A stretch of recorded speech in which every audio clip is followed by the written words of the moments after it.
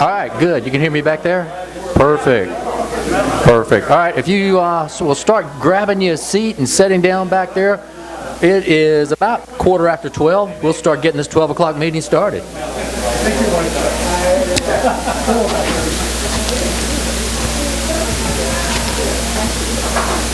Thank you for being here today. Thank you. Why don't you guys grab some chairs? They're right behind the curtains. And just while we're going and doing the introductions, you can sit down and relax and make yourselves comfortable. What we'll do is we'll do the Pledge of Allegiance, we'll do the prayer, we'll do the introductions, and then when the meal time is served, those, there's only so much room due to social distancing for us to eat in here. Those that don't have a space to eat in here, we can eat at the high tops right outside the door, and then we'll just come back in here for the speaker and set up chairs back there.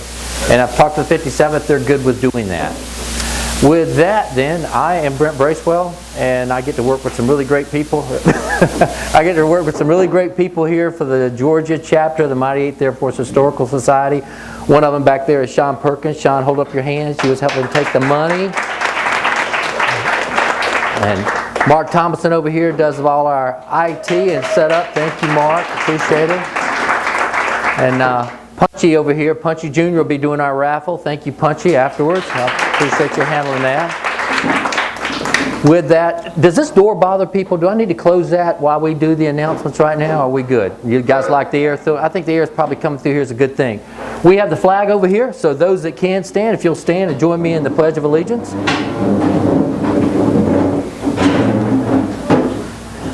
I pledge allegiance to the flag of the United States of America and to the republic for which it stands, one nation, under God, indivisible, with liberty and justice for all. And if you don't mind, if you'll just join me in prayer. Dear Heavenly Father, I want to thank you so much for this day. I want to thank you for this restaurant, this venue, this opportunity that we can get out and get back together. I want to thank you for your protection, that we are well, Lord, and that we're here together. Lord, the time we've been with our family, but we consider this a family too. This is our Mighty 8th Air Force family, and I thank you for each and every individual in here for who they represent. I thank you for the veterans, what they've given for our country. I thank you that we can come out here and we can honor them and we can honor their memory. Help us to fellowship and honor you with our fellowship and learn something, Lord, that when we walk away from here, we'll be better citizens, better people, learning from those that have served and sacrificed for our country. I ask all this in your name. Amen. Yeah, please, take your seats.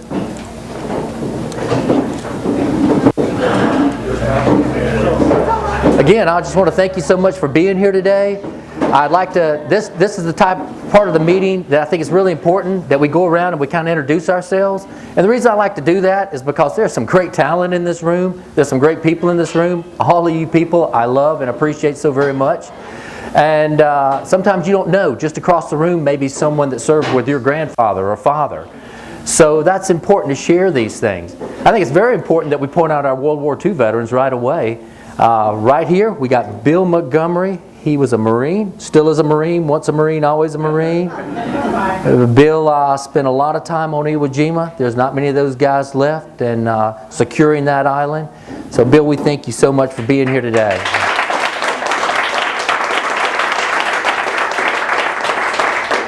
We'll introduce our speaker, Jeff, a little later on, and Jeff's going to be telling a little bit more Bill's story as they talk about the inevitable, or what could have been the inevitable invasion of Japan. So we'll look forward to that, and we'll introduce you in a minute, Jeff. Our other World War II veteran is Dick Bailey over here. Dick is a 9th Air Force veteran. He flew B-26 Marauders. He flew 65 missions. He flew out of England, and then after D-Day, he did fly on D-Day. He also flew for Battle of the Bulge. Sandy flew out of France. So 65 missions, Dick Bailey over here.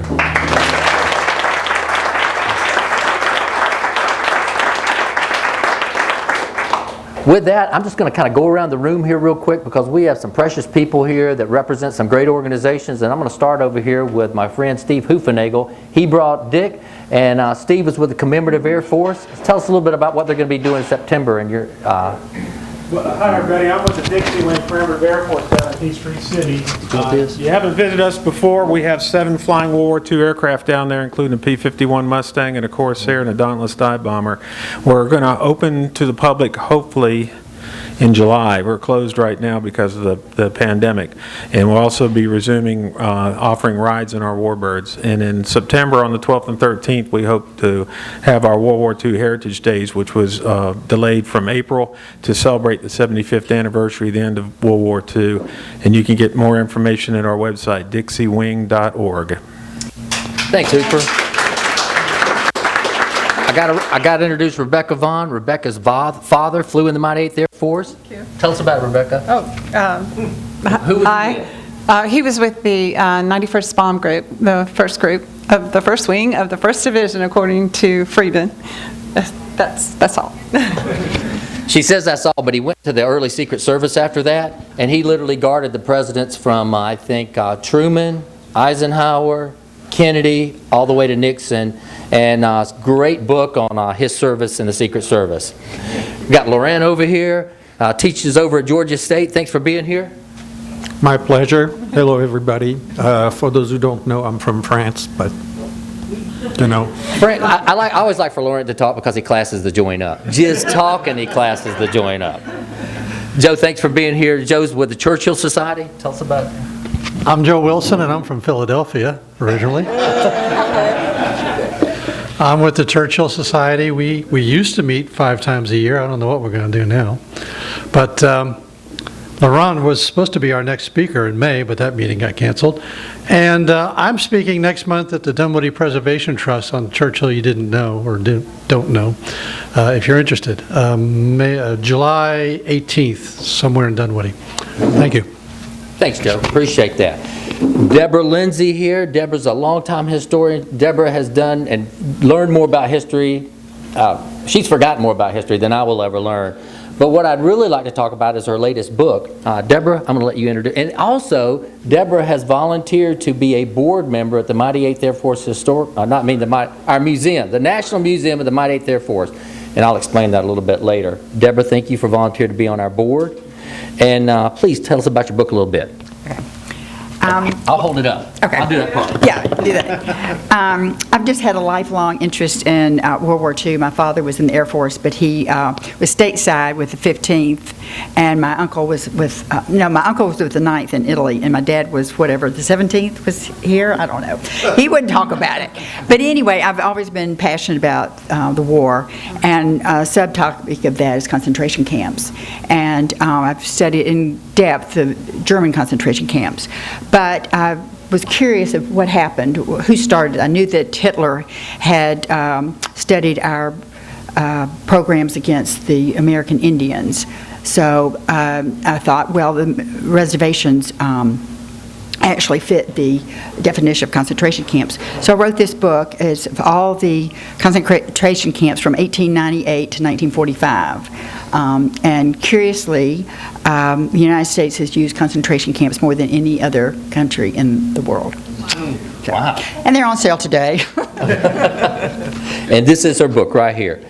Dave Andrews, this is, if you guys remember, we had another 9th Air Force veteran here, flew A-20 Havocs, and he passed last year, and we hated to lose Dave. He was always smiling, always known by his infectious smile.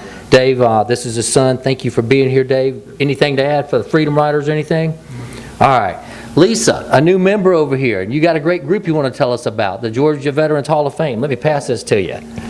And Lisa, you came here, Sean invited you, right? Yeah, Sean invited me. Hi, I'm Lisa Kennemore. I am military liaison for the Secretary of State's office.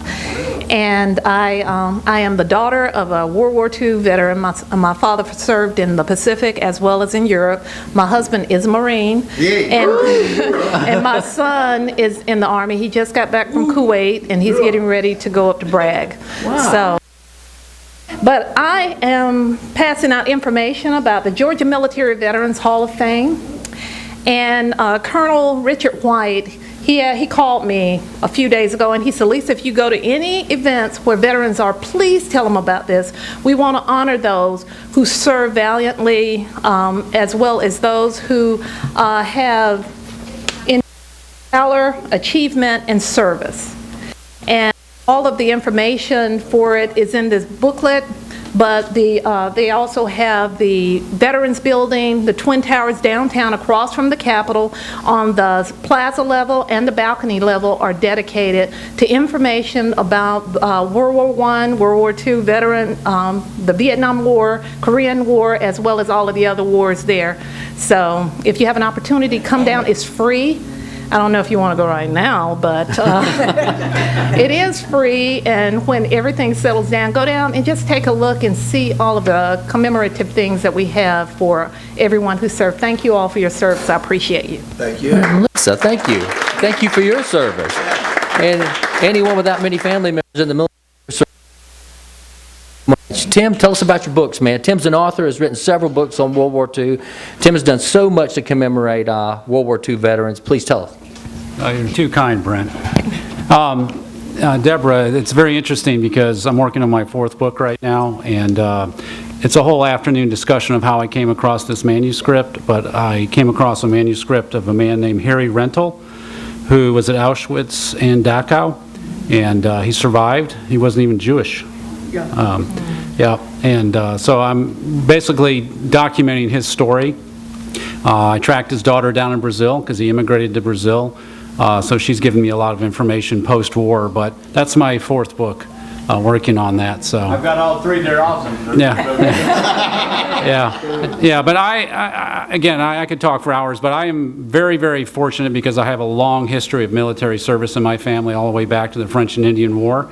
I was the first one not to serve. So I wrote about it. And my first book was Inherited Freedom, so very passionate about that. So, but I wrote some other books, some novels, historical novels. But it's something I like to do. It doesn't pay the bills fully, but it's a lot of fun. So. Tim, I'll reiterate something you said there about not serving, and I will tell you that people would always talk to me about, hey, I only served 2 years or whatever, and I said, I don't care if you served 2 or 200, you still held up your hand and took the same oath that everyone takes, and when you take that oath, you'll go anywhere or do anything your country asks. But I also like to remind people that maybe did not serve in the military that you still serve. The strength of our country doesn't lie in its military. The strength of our country lies in its citizens, what's in this room and what you represent. And if you're a good citizen, you're a good father, a good mother, a good worker, that's the strength of our country, and that's what our country's founded on. So you do serve. I appreciate that. Thank you very much. We got Trish and Morgan here, friends of Sean. Thank you guys for being here. Any connection with the Mighty 8th Air Force?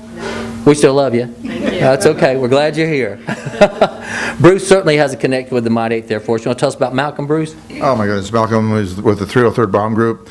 He and a lot of other people from this group right here was actually the ones who helped stand up the memorial, the museum in Pooler, Georgia.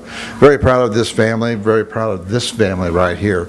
You guys do a great job in honoring our World War II and all veterans. Thank you very much. Well, thank you, Bruce, for saying that. It's exactly right. When I came into this organization back in 2005, Malcolm was one of the stalwarts here that helped find the Georgia chapter, so we miss him dearly.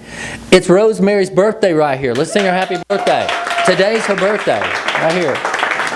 All right, I'll start. Happy birthday to you. Happy birthday to you. Happy birthday, dear Rosemary. Happy birthday to you. Woohoo! I have 2 active duty grandsons. One helped get rid of the last of ISIS when the president went on TV and says they're gone. That was my grandson's bombs, F-15. Flying out of Mountain Home, Idaho now. And then I've got a, Oh, that's okay. Nobody here's going to rat on him. And then I've got an F-16 fighter pilot. So we're doing our service. You are doing your service. Outstanding. I said cookies. You did good. Well, I want to introduce Rona over here. Rona's been one of our speakers in the past, and she spoke on a book that was going to come out soon. That book has come out, and I'm going to Rona to talk about that book while I hold it up. There you go. Thank you. You probably heard me say it 100 times because it's taken 100 times to get the book actually out, but I appreciate it. It's out now, and just a short thing. The gentleman on the bottom left is a 97-year-old veteran who lives in Marietta, Georgia. He is under hospice care today, and he was a witness to D-Day. All of the people in the book are behind the front lines. They were not in combat, so to speak, or not intentionally in combat, but he wanted to fly, ended up not being able to fly for health reasons, but he served as a welder for a P-38. So on D-Day, I decided to get 76, one photo for every year since D-Day, of people holding the book, because when he found that he was going to be on the cover, he started calling himself the cover boy, and he loves it. So on D-Day, I delivered it to him with 76 pictures, well, actually 75 because I got Brent's today, but he was very thrilled by it, and I'm going to give him the final this week. But something else I wanted to call everybody's attention to, and I can pass this around, I didn't bring in a zillion copies. I also volunteered when I heard about this organization. It's called the Stories Behind the Stars. It's an organization that is backed by Ancestry.com and Fold3, if you know about that. Anyone in here use the internet? Raise your hand. Okay. Anybody interested in World War II? Okay, then you're signed up. 400,000 Americans died in World War II, and Ancestry.com and Fold3 have their names in a database. Many of them have only a silhouette, their name, rank, and serial number. And this group is all volunteers. It costs nothing. You receive nothing except the great benefit of helping put a face and a story with every one of those 400,000 people that are yet unnamed. And it is great fun. I learned so much about the history, things I didn't know, and I've got a little bit here. I took one gentleman, I searched. You get free access to Ancestry.com and to Fold3 and newspapers.com, find a grave, and find out information about these people and post it, and there it is forever. So, anyone who is interested, see me, and I'll be happy to give you information about this. Thanks, Rona. Thanks for bringing our attention to that. Also, I'm passing her book around. Joe's got it over there, and also there's a little information in there about the... Yep, you got it right there. A good friend over here, you get Terry. Terry's father flew, Navigator, and Terry brought his flight jacket today. So, Terry, you want to talk about that a little bit? You want me to pull it out real quick? Yeah, this is kind of awesome. I can say it loud enough, I think. Okay. Is that me? Okay, good. John Slim, where's John? Where's John at? Yep, and while Terry's getting the jacket, John Slimp over here is a photographer, military photographer, airplane photographer. He's a photographer extraordinary, and also veterans, because you did a good picture of me. You even made me look good. But he has done such a great job of taking pictures of flight jackets. So John's going to be talking about this. And hey, John, tell us about what you do. I'm a commercial photographer by trade, but I'm working on a book about World War II A2 flight jackets, and to date I've photographed 124 jackets at the Smithsonian, San Diego Air and Space Museum, 390th Bomb Group, etc., etc.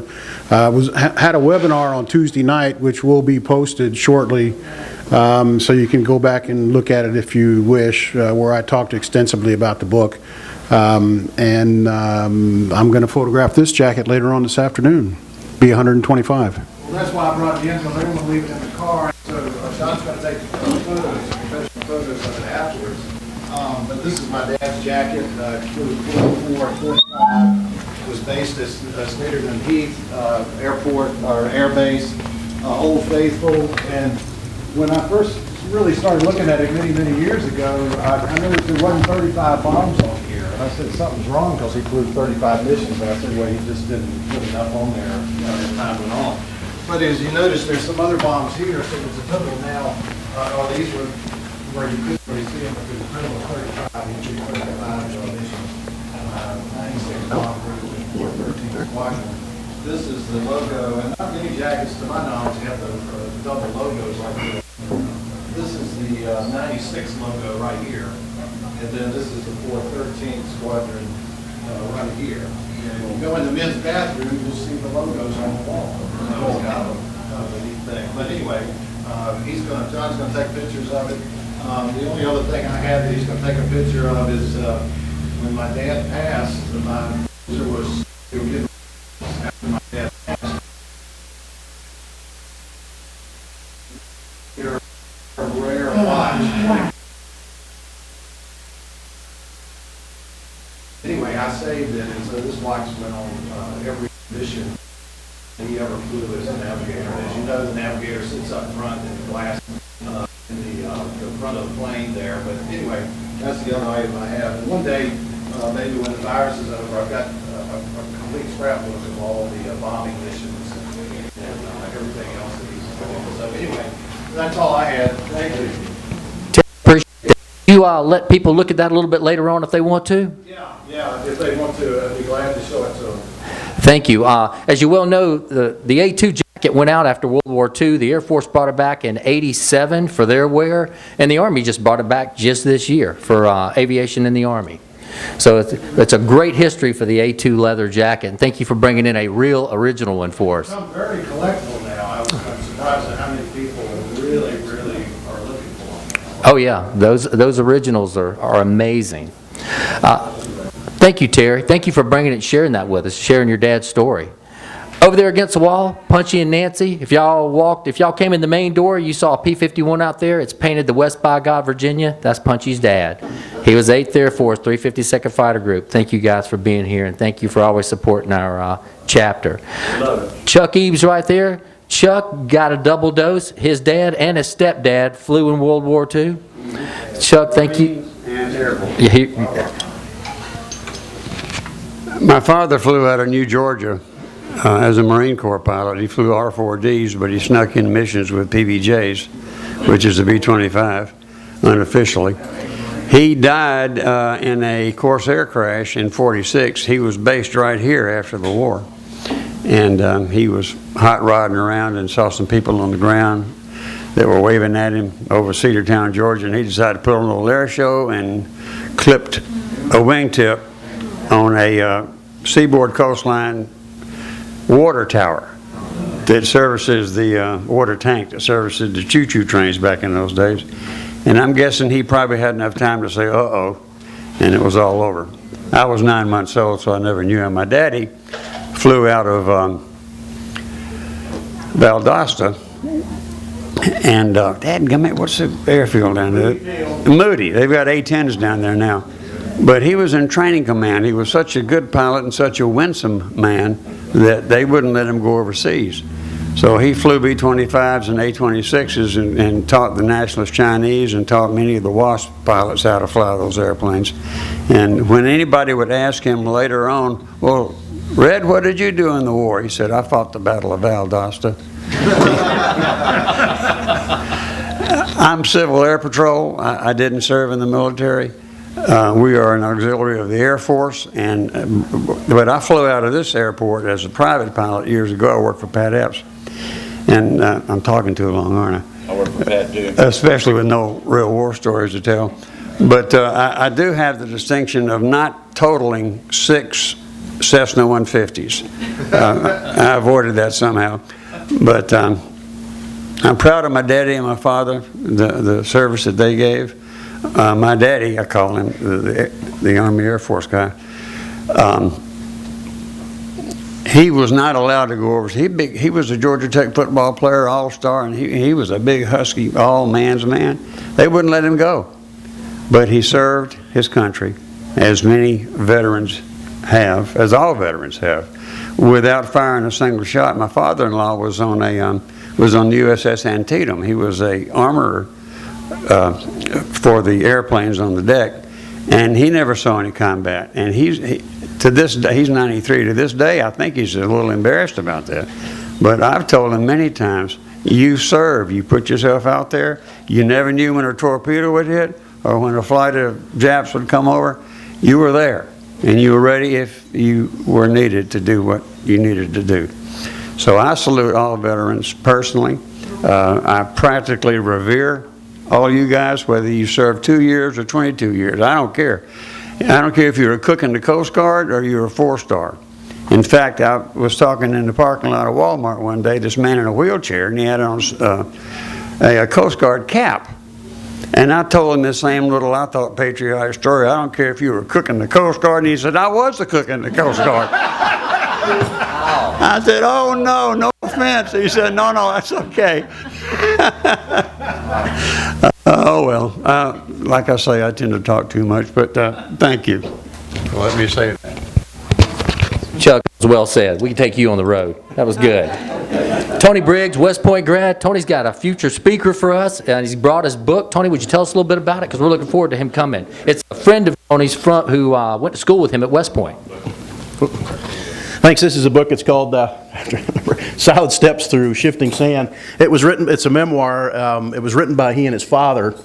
And his father and his aunt were born in Germany between World War I and World War II. So this is a lot of it's a lot of little kind of short stories and just different things that he learned as he went through all these experiences and through the war while they were children and then immigrated to the United States.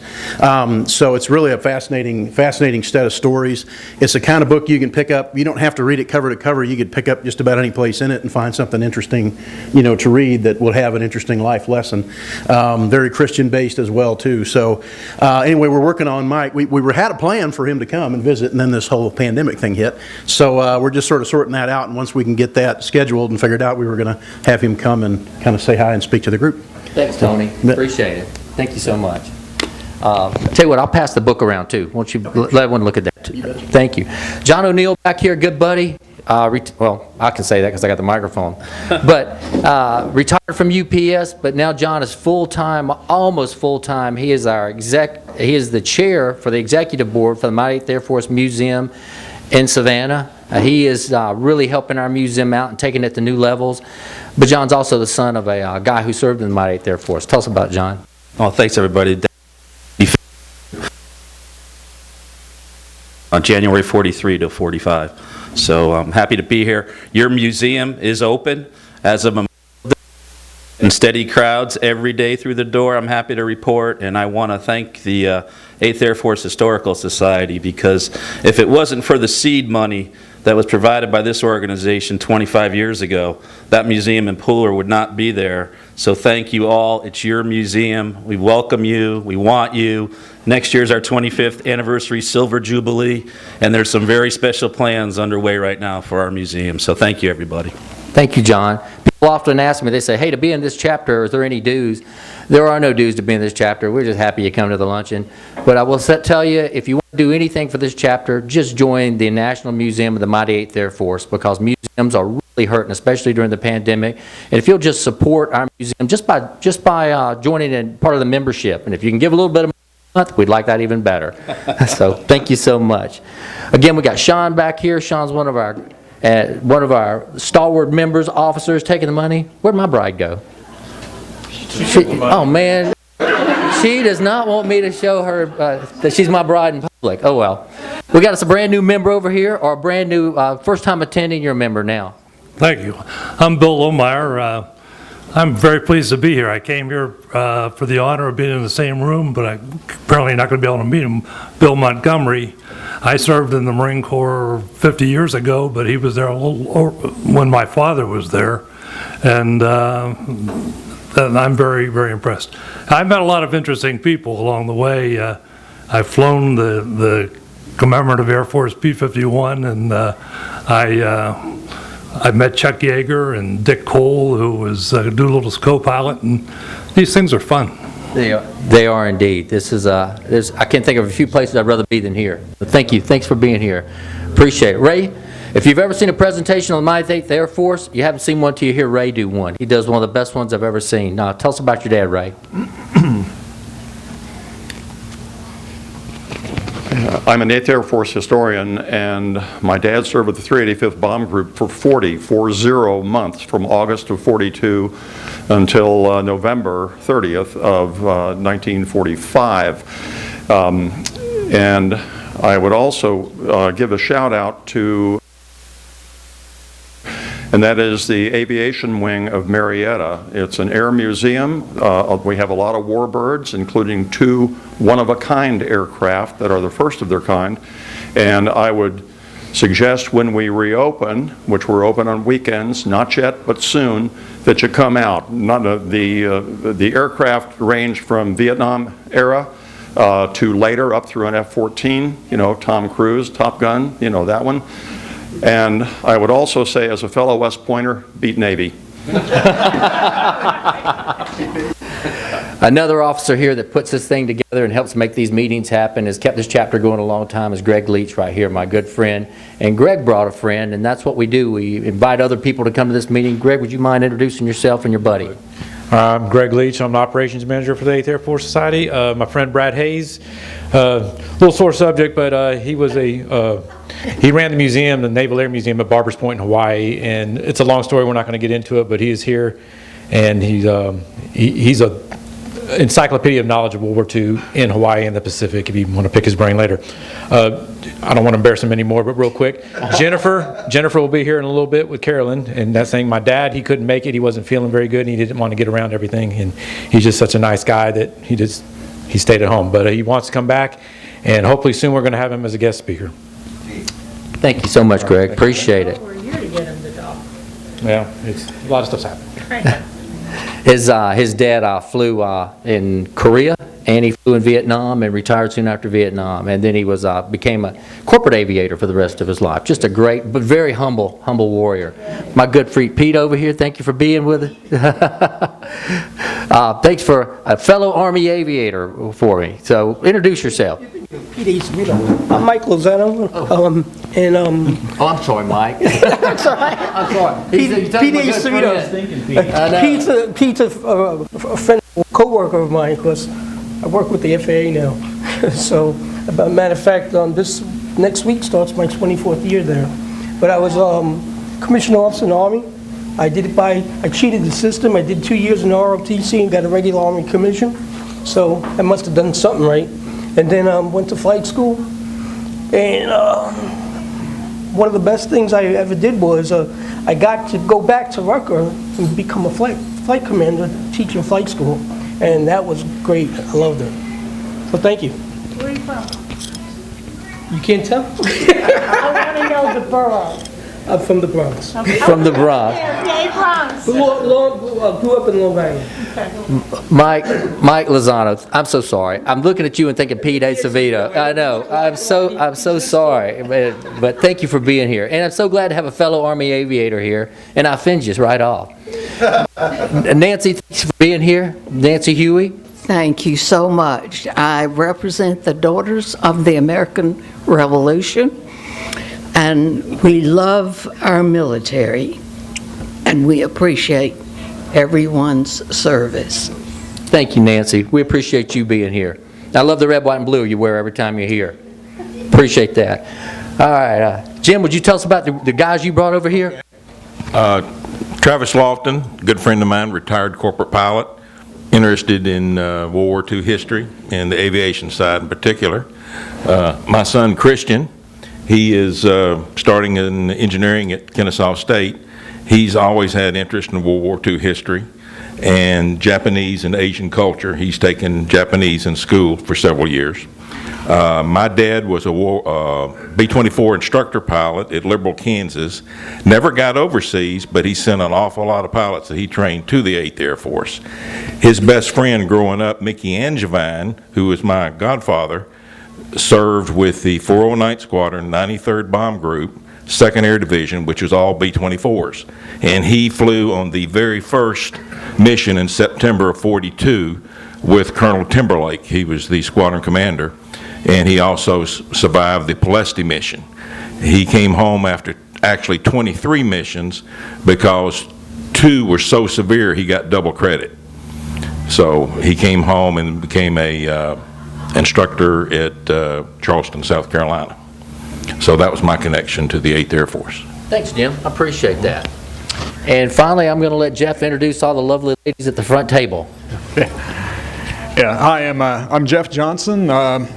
Spent 4 years as a dirt sailor stationed in Japan and loved it so much. I married my bride, Mayumi, who was born and raised in Sasebo, Japan, in Nagasaki Prefecture. And these are my 2 daughters, Allison and Sophia. And they've been watching me put together this presentation for the past few months, and they decided they wanted to come and actually see it, so I'm happy they're here today. So, thank you. Thank you, Jeff. I thank you for your fellowship, the family feeling that we have at this meeting. It was certainly good to get to know a lot of you and to talk to you. I really do like the intimate setting of our Mighty 8th Air Force Georgia chapter meetings. Our speaker today is Jeff Johnson. Pay attention, please. And Jeff has done great presentations for us, and one I'd like to go back to is one that Jeff did for us in November last year with Jack Cox. If you guys remember Jack Cox, he used to attend our meetings. He attended them here. He also attended them when we were meeting over at the Claremont. Jack was always so upbeat, so happy, just a prince of a man.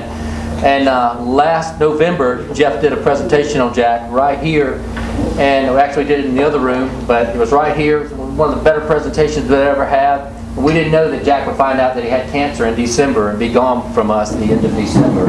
These guys are such treasures to us, Dick and Bill.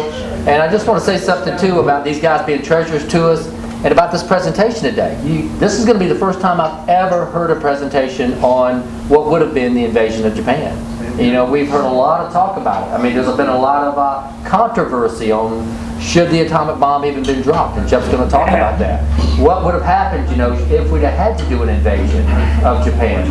I will tell you, Bill Montgomery, a veteran that fought on Iwo Jima, says this story needs to be told. This needs to be understood. This is a story that is woefully, its time is now, and that he's glad that Jeff has put the research into it. And this won't be, and I hope this won't be the last time you're telling it either, Jeff. I hope this will be the first time of many times to tell this story. And Jeff has been putting a lot of work into it. Jeff's with Cox Enterprises. As you saw, he's a Navy veteran. Met his beautiful wife when he was serving in the Navy over in Japan. I just think it's a very precious story. Jeff said, only in America could we be driving to a meeting where I have a beautiful Japanese wife with a guy who fought on Iwo Jima, and we're here where we're at today, such precious allies. And it is. It's the precious part that makes our country so special. So anyways, Jeff, I'm looking forward to the presentation. You got the floor. All right. Thank you, Brent. I've done my very best to make it entertaining. You're going to see a lot of visual information, a lot of graphics. When we start to get into some bombing missions, you'll see some PowerPoint animated recreations of the bombing missions.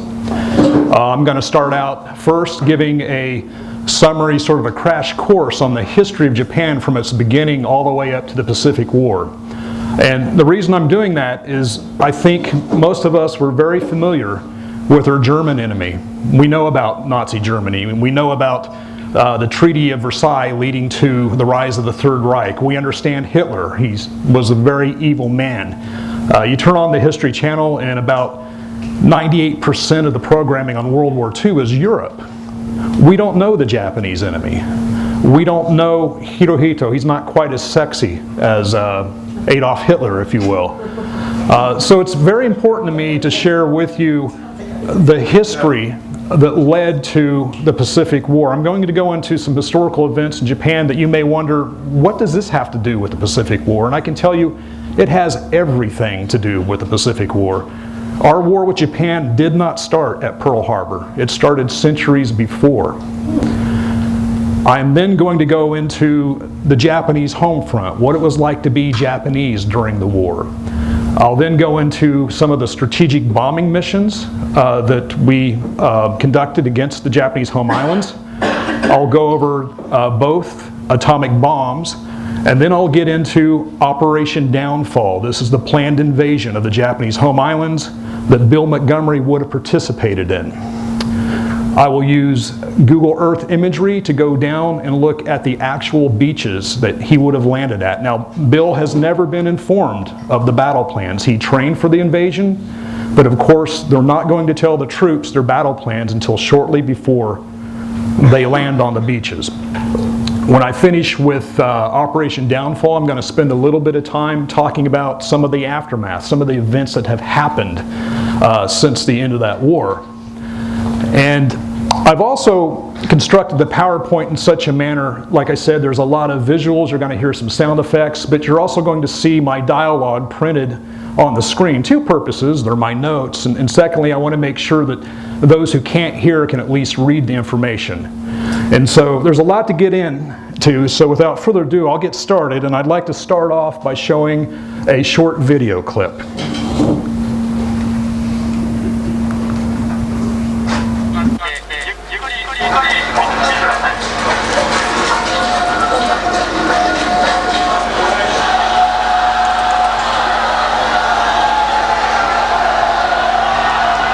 1988, that is the last appearance of the Emperor Hirohito before his people. He would die January the following year.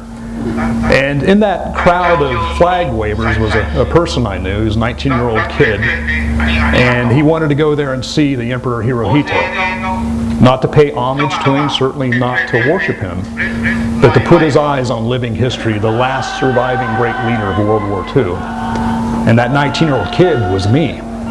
I stood in the crowd and I looked at Hirohito behind the bulletproof glass there at the Imperial Palace, and I wondered, I pondered, is this man the innocent figurehead that was controlled by military leaders, as we've all been told, or did he really have the blood of millions on his hand? And I would spend the next few decades pondering that question, researching it. As you know, I married a Japanese woman, and I spent years in Japan. I know the culture well, and I just couldn't understand, how did we have a war with the Japanese people?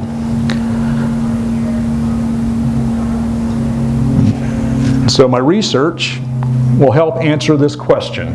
What caused Japan's rulers to mobilize a nation of peaceful people to embark upon a brutal war of aggression? Downfall, Imperial Japan, Operation Downfall, and the atomic bombs. So let's start with a little history overview, the rise of the Empire of Japan. So you're going to see a historical timeline, and I'll touch on some events that led to the Pacific War.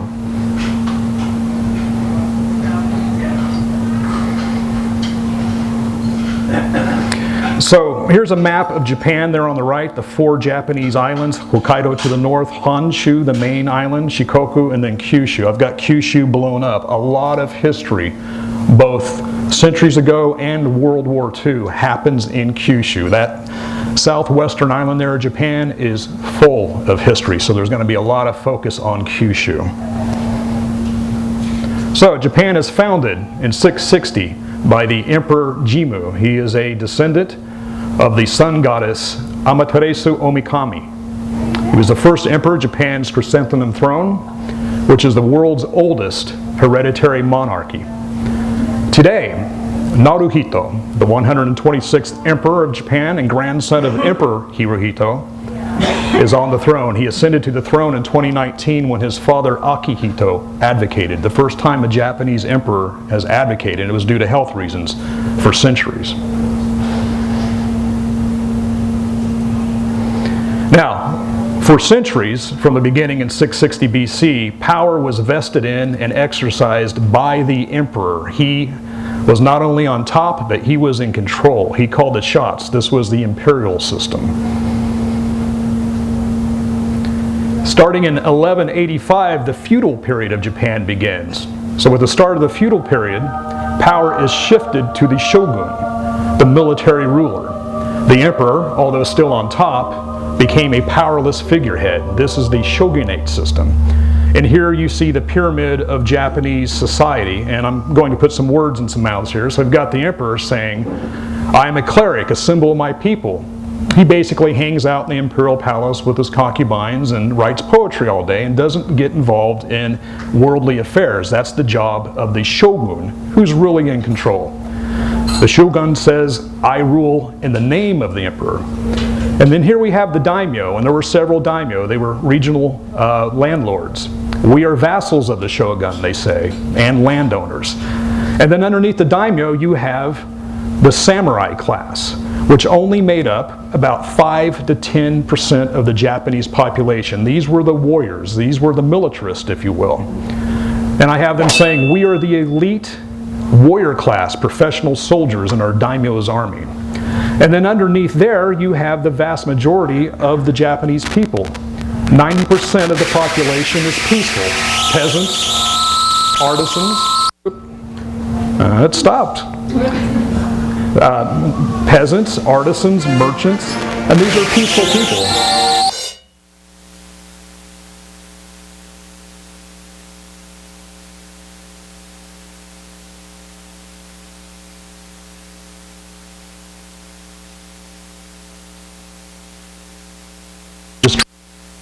Daimyo. So that is the feudal period of Japan. This is authoritarianism.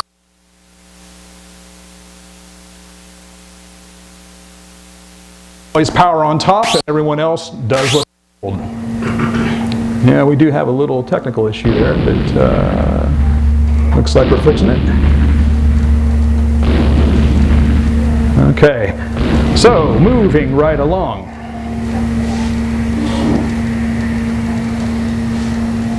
1543, contact with Europe. Portuguese travelers aboard a Chinese ship drift ashore at Tanegashima, a tiny island near Kyushu. The Portuguese introduced the matchlock firearm and established trade with the Japanese. The Portuguese also introduced tempura to the Japanese. So far, so good. The samurai class, the shogun, the daimyos, they like having guns. They're more effective at times than samurai swords.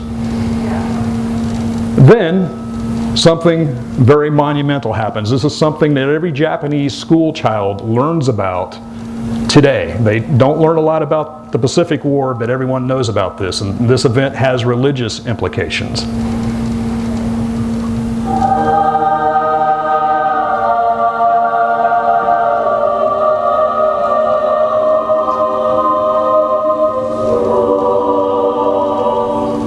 Now, when I was working on this, my wife heard that sound effect and she said, "Are you putting Francis Xavier in this?" And I said, "Yeah, I am." This is Jesuit missionary Francis Xavier. He leaves India and he arrives in Kagoshima. They're in Kyushu again. And these are his actual words. "All the Portuguese merchants coming from Japan tell me that if I go there, I shall do great service for God our Lord, more than with the pagans of India, for they, the Japanese, are a very reasonable people. Many Japanese peasants convert to Christianity, also some daimyo and samurai. Christianity is practiced openly, mainly in Kyushu. Nagasaki becomes the center of Christianity in Japan, and it still is today. However, there's quarrels between missionary groups, the Jesuits, the Franciscans, the Dominicans, thank you.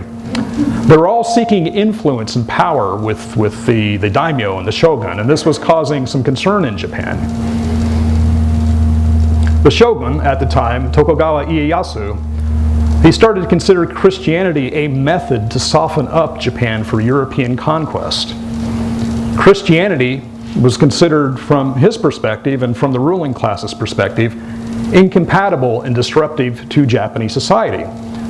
Japan, you know, they had adopted Buddhism from China. Japan had its own indigenous Shinto religion, and it mixed well with Buddhism. And now here they have this new religion that sounds interesting, but they're being told that the Christian God is the only God.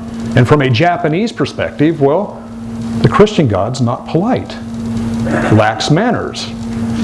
Some Japanese peasants who converted to Christianity saw in Christianity something to hope for in the afterlife because they had nothing going for them in this life. And then some of the samurai and daimyo that converted to Christianity saw in the character of Jesus the ultimate model of Bushido, the code of honor, of sacrifice of the samurai.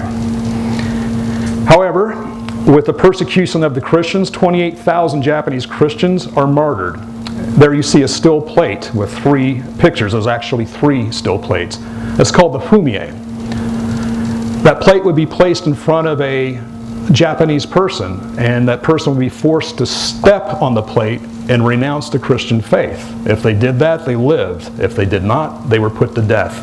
And Martin Scorsese recently made a movie a few years ago called Silence about this period of Japanese history, and it is dead on historically accurate. I would recommend that to anyone who's interested.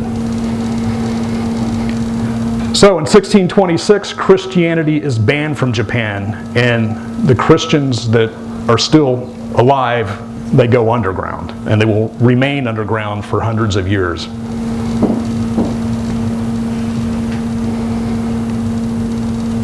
Okay, so 1633, because of this encounter with Europe, Japan enters the Sakoku period, which means closed country. Nearly all contact with the outside world is prohibited. However, there is limited trade with the Dutch in Dejima, which is a little man-made island in Nagasaki, and it's still there today. And through this limited contact with the Dutch, the Japanese are keeping informed on what's going on in the outside world. Enforcement, death. Foreigners who arrive in Japan and Japanese who leave and come back will be put to death. Now, historian James Bradley writes, while isolated from the rest of the world, Japan was arguably the most civilized, most urbanized, most highly organized, most literate and peaceful country in the world. Many historians say that Japan was enjoying the planet's highest standard of living at this time. However, after 220 years of isolation and stability inside Japan, there was a great disruption. Enter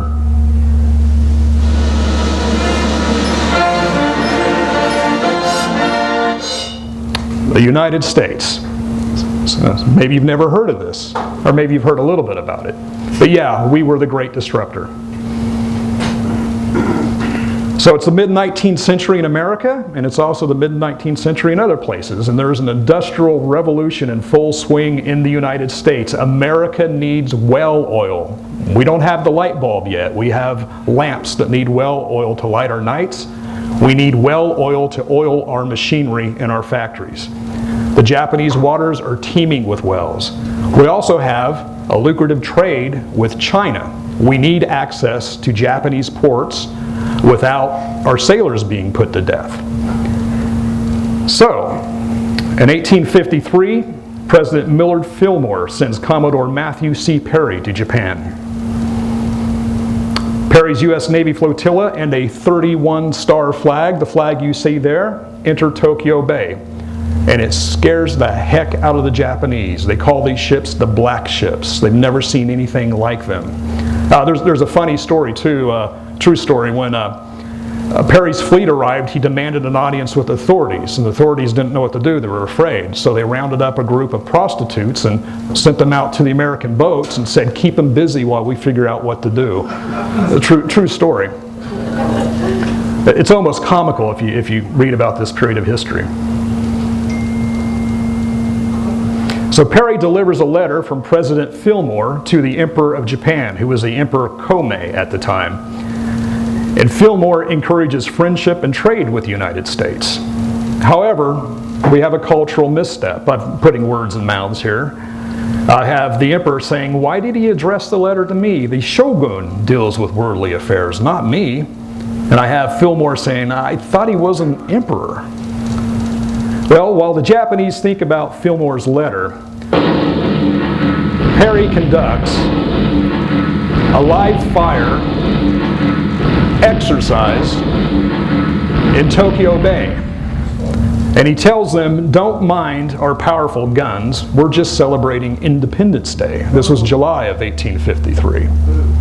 Okay, so what's going on here? This is good, old-fashioned gunboat diplomacy. This is the United States aiming a loaded weapon at Japan and saying, open your ports to our ships or else. And this, again, scares the heck out of the Japanese.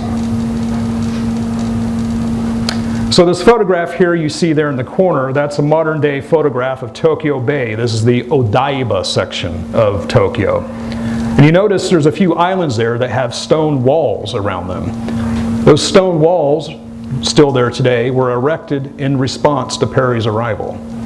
The Japanese felt that they were about to be taken over. So Japan realizes it must end sakoku, or isolationism. And a Japanese leader at the time said, if we, the Japanese, if we take the initiative, we can dominate. If we don't, we will be dominated.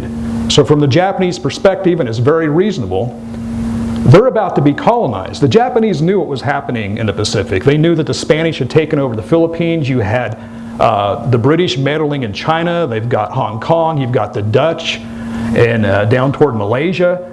The Japanese really thought they were next to be colonized, so the only way not to be colonized is for Japan to stop the isolation period and become a great power themselves. This leads to the 1868 Meiji Restoration. Feudal Japan westernizes. Power is transferred from the shogun and restored, that's why you have Meiji Restoration, restored back to the emperor. And I have the Emperor Meiji at the time saying, I have power like a Western emperor. We're being like the West. Check out my military uniform. Now, Westernization brings technology and change to Japan. There are factories, railroads, telegraphs, post offices, newspapers, education, and never before in the history of mankind has a country so isolated, so rapidly caught up with modern times as what happened here with Japan. To do this, the government basically starts a national marketing campaign to get everyone on board. Devotion to the emperor now becomes a main part of Japanese life. The emperor, who used to be some strange person and, in his castle, now he is central to a Japanese person's life. Divine mission of Japan to become a great power, the superiority of the Japanese race. This is the Japanese version of manifest destiny. It really is.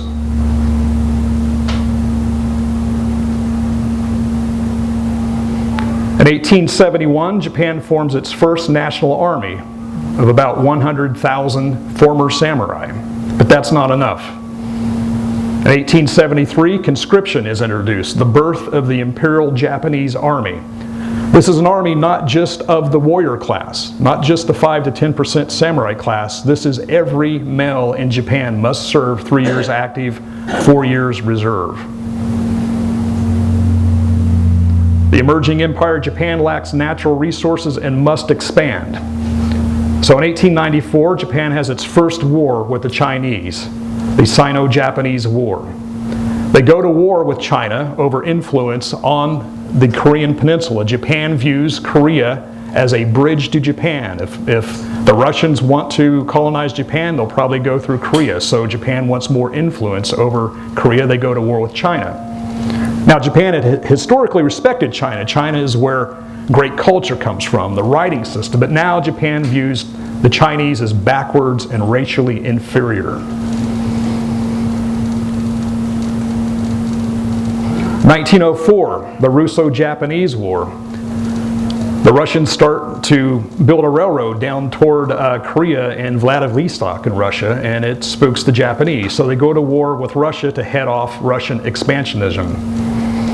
There are great battles. There are battles on land that dwarf Gettysburg. There's a famous sea battle called the Battle of Tsushima Strait, where the Japanese fleet defeats the Russian fleet. And there you see the battleship Mikasa, which is still there as a museum at Yokosuka Naval Base in Japan. And I probably should be embarrassed to admit this, but the Mikasa is where my wife and I had our first date. So, very romantic. Well, Japan stuns the world and wins. This is the first time an Asian power defeats a European power. But actually, it was Teddy Roosevelt who negotiated a truce and suggested to Japan an Asiatic Monroe Doctrine, and Teddy won a Nobel Prize for that. Now, Teddy liked to talk a lot, so he spoke to the Japanese and he told them, he says, the future policy of Japan towards Asiatic countries should be similar to that of the United States toward their neighbors on the American continent. All the Asiatic countries are now faced with the urgent necessity of adjusting themselves to the present age. Japan should be their natural leader. Now, in fairness to Teddy, he wasn't clairvoyant enough to see the Pacific War, but he thought that the Japanese were the dominant power, they should lead Asia. And a lot of historians these days beat up Teddy Roosevelt for this. 1912, Emperor Meiji dies. His son, the Emperor Taisho, ascends to the throne. The Taisho is not a very good emperor. He contracted cerebral meningitis at birth, and he's a very sickly emperor. He's weak and ineffective as a leader. He is nothing like his father, Meiji the Great. And he is an embarrassment to the emperor-based nationalism, and he is kept out of public view as much as possible. However, while he is emperor, Japan enters World War I on the side of the Allies. Japan aids the Allies by attacking German territory in Asia and occupying German-occupied islands in the Pacific. Japan's goal? R-E-S-P-E-C-T. They want to be recognized as a great power in post-war politics. They didn't do a lot of land fighting, which means they wouldn't learn a lot of lessons of land fighting of World War I, which would hurt them in World War II, but they just want some respect. The picture there, down below, you have the Japanese army arriving at the German port there in China, and it almost looks like the Germans are happy to see them. But you might be surprised to know that German POWs were treated well by the Japanese. They were taken back to Japan and they were put in POW camps, which were kind of nice accommodations. And then the Japanese would put these German POWs to work in their shops and in their factories. Japan wanted to learn from them. And a lot of German prisoners of war stayed in Japan after the war and lived there the rest of their lives.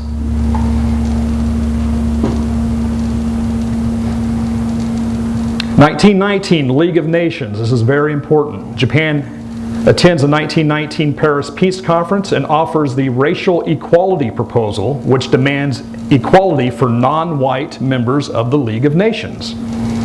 Japan's proposal has broad appeal, but it is rejected by two member nations. The first, Australian Prime Minister Billy Hughes fears Japanese immigration to Australia, and he says no. The second country to say no, the United States. President Woodrow Wilson, a segregationist, fears that supporting Japanese equality will upset fellow segregationists and the U.S. Senate. The result, Japan is further alienated from the West, and there's a rise in Japanese ultranationalism. They are ticked off. Now I want to talk a little bit here about something called Taisho democracy. While the Emperor Taisho is on the throne, here's what's happening with the Japanese people. With westernization, the Japanese people want political and social reform. Japan adopts some democratic reforms and a two-party system, right and left, emerges. And there's a lot happening in Japan during this period. Capitalism, there's even communists, anarchists. There's an explosion in art and literature, there's suffrage, only certain men are allowed to vote. All men want the vote. There's also cinema. It's really a golden age to live in Japan for the Japanese people. However, the traditionalists fear that Japan is selling its soul to catch up with the West, and the militarists plot to take control from civilian politicians in the name of order and of the emperor. After 1919, Emperor Taisho no longer exercises official duties. He was really getting mentally debilitated. There's a famous story where he arrived in front of a large audience to give a speech. His speech was rolled up, like with a rubber band on it, and he peered through it and stared at people, and they just knew that he could no longer function. We might have a few politicians like that of our own, I don't know. But anyway, Crown Prince Hirohito is named Prince Regent in 1925. Due to his father's illness, Japan's militarists mold young Hirohito.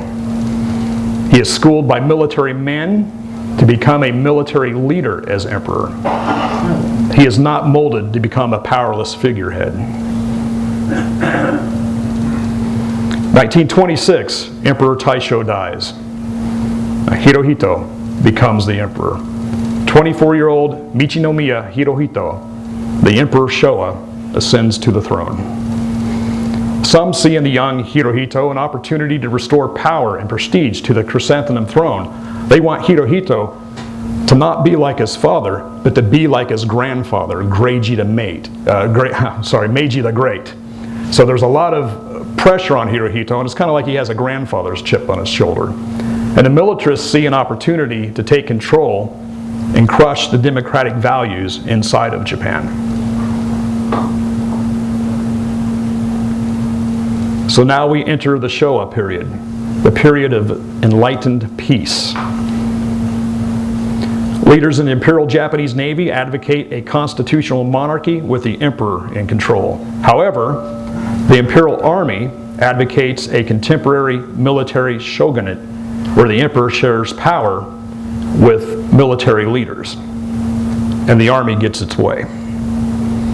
The Zaibatsu, this is an important term, the Zaibatsu, think of our robber barons, J.P. Morgan, Standard Oil.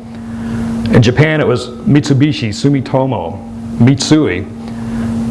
They aligned with the militarists because they were hungry for expansionism and natural resources. The result, militarism, totalitarianism, political assassinations, and the repression of the Japanese people.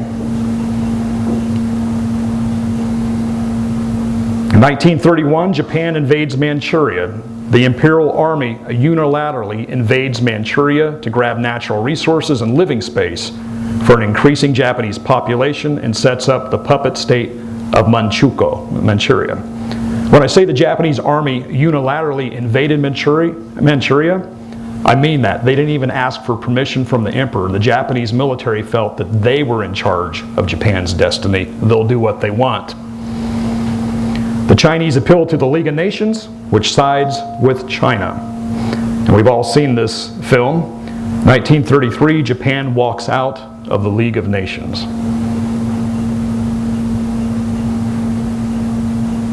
In 1937, the Second Sino-Japanese War. Japan once again goes to war with China. And then in December of 1937, the rape of Nanking. Japanese expansionism into China will lead to the Asian Holocaust. It's something we don't hear a lot about here in the States. We know about the Jewish Holocaust, 6 million people. The Asian Holocaust, without the aid of industrialized mass murder through the concentration camp system, kills a whole lot more people. 30 million Chinese will be killed. Another 20 million will die in Korea, the Philippines, Singapore, and Indonesia. Japanese state-controlled media suppresses news of the atrocities committed by the Japanese military. Here you see a magazine in Tokyo showing Japanese soldiers handing out candy to Chinese children. The Japanese people didn't know what was going on, or very few of them did. 1940, Japan joins the Axis powers, signs the Tripartite Act with Nazi Germany and Fascist Italy, and Japan announces the Greater East Asia Co-Prosperity Sphere, an Asiatic Monroe Doctrine. July 1941, the United States freezes Japanese assets, and in August of 41, the U.S. places an oil embargo on Japan. Japan, as we know, prepares for war with the United States. The Emperor, Hirohito, had been reluctant to go to war with the United States and urged his military leaders to find a way to avoid war. But once started, Hirohito will enthusiastically and recklessly support war with America. Behind the scenes and out of public view, he will micromanage the Pacific War. He will dither between the peace and war factions of his military leadership when all reasonable hope of victory has been lost. December 7th, 1941, the Japanese attacked Pearl Harbor. Their goal? Cripple the United States Navy long enough for Japan to expand its empire to Southeast Asia and create defensive buffer zones in the Pacific.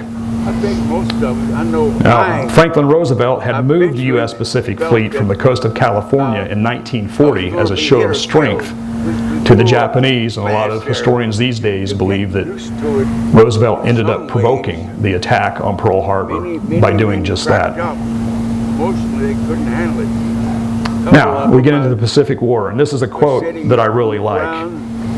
Historian Robert Harvey says, "So the great game began between these two mighty antagonists on either side of the Pacific Lake, neither coveting the territory of the other, but fighting for domination of the region." And the reason I like this quote is because certainly in December of 1941, a lot of Americans thought the Japanese are coming for California next, and that was a reasonable assumption. The Japanese knew that they could never invade America. It was never on their radar. And of course we see, I think Netflix has a series, The Man in the Ivory Tower or something, where the Japanese control California to the Rockies.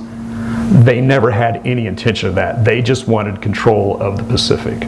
So we wouldn't all be speaking Japanese today. German. Okay, so let's talk a bit about the Japanese people on the home islands. These are propaganda posters, not really unlike what we would have here in America during World War II. It's called the National Spiritual Mobilization Program by the Japanese government. Serve the country, cooperate with each other, be diligent, bear hardship, rise all Japanese citizens, we're all in this together. But it was much more than just propaganda posters.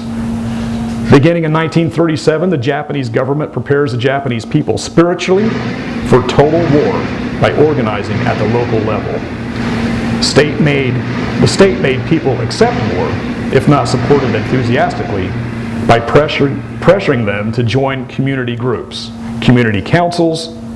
Sometimes entire villages would be the council, and then you had individual neighborhoods and subcommittees underneath. The system leverages social pressure and coercion to foster patriotism and crack down on dissent.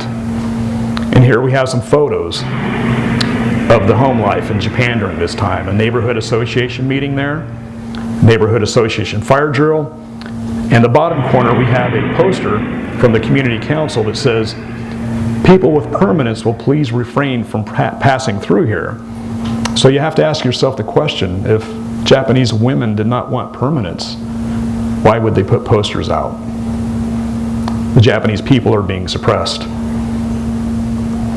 The government deploys the Kanpeitai, or the military police, and the Toko, the home ministry thought police, to go after the press, authors, filmmakers, political activists, anyone who sticks out. And there's a Japanese saying that the nail that sticks out shall be hammered.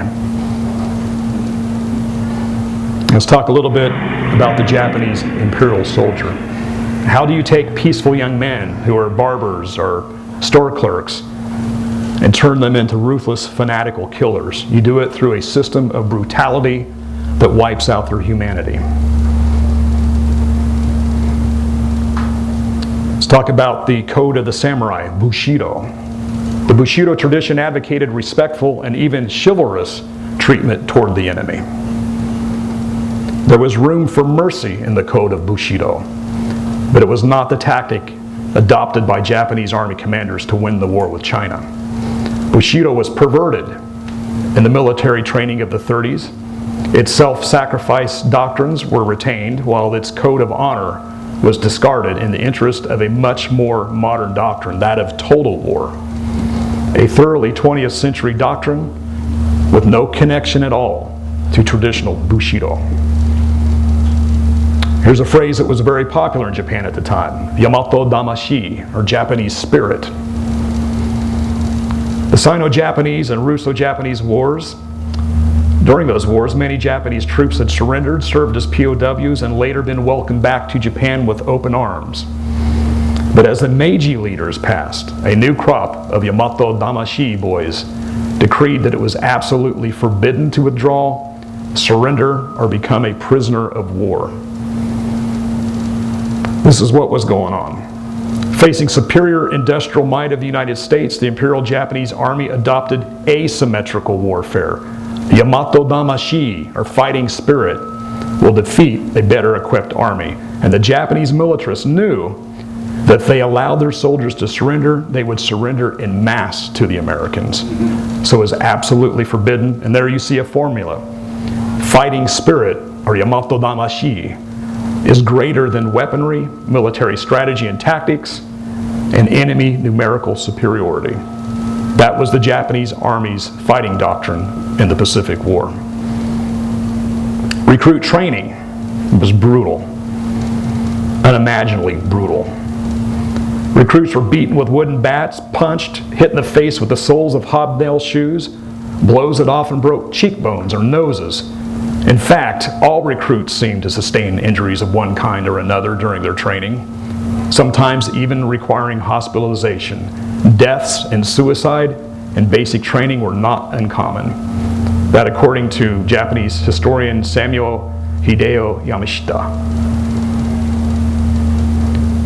Recruit training was like entering a gulag. Brutality and cruelty were the norm. There was an officer corps of rigid mentality and limited experience. They were imposter samurai, corruptors of the Bushido Code. New recruits were non-persons. They had no human rights and they were beaten daily. Orders from superiors are the same as from the emperor. And according to Imperial Japanese Army recruit Katsumi Watanabe, the members of the military were ignorant and had lost their humanity. They thought that beatings were a form of education. And recruit Tsuyoshi Saka writes, before inflicting punishment, they always said they were indoctrinating us with the military man's spirit. We were made to form a single line and stand at attention and then ordered to clench our teeth. This is how you brutalize peaceful young men and remove their soul so that they can commit outrageous atrocities. Since human rights were totally ignored within Japan, it was not likely that they would be respected on the battlefield, writes Japanese historian Saburo Ienaga. Now, we're getting into some action. America Strikes Back. We all know about the Doolittle raid, so I'm not going to spend a lot of time on it, but we'll just review it. April 18th, 42, the Doolittle Tokyo raid. Results, minimal damage, about 50 or so Japanese civilian deaths. However, it was a tremendous morale boost for America, and it demonstrated to the Japanese, and particularly the Japanese people who were shocked, that Japan is vulnerable to air attack. This came as a huge shock to the Japanese people.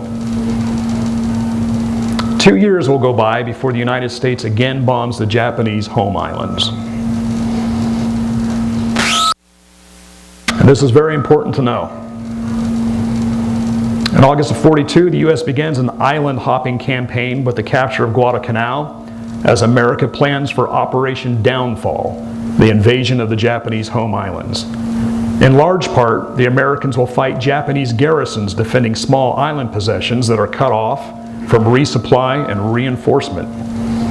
The U.S. will bypass many Japanese island garrisons, leaving the soldiers stationed there to die by starvation, and sometimes they resorted to cannibalism rather than to die by American bullets.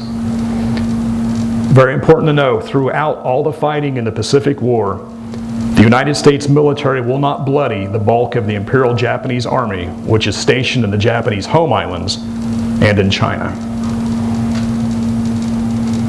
Now let's talk about the strategic bombing campaign of the Japanese home islands. This was known as Operation Matterhorn. We had B-29 super forts stationed in China that could reach the southwestern island of Kyushu. Now I want to talk about a mission that you've probably never heard about, but it's a very important mission and a very important location in Japan. This is the first strategic bombing mission over the Japanese homeland that occurred on the night of June 15, 16, 1944. The town, Yawata, Japan, on the north coast of Kyushu. It's known as the Pittsburgh of Japan because it's an industrial city. And there it is. And we'll superimpose it over an aerial reconnaissance photo. It's the home of the Imperial Iron Steel Works, which manufactures 20% of Japan's rolled steel. It's within striking distance of B-29s operating out of Chengdu, China. It is also the hometown of someone I know and love very much.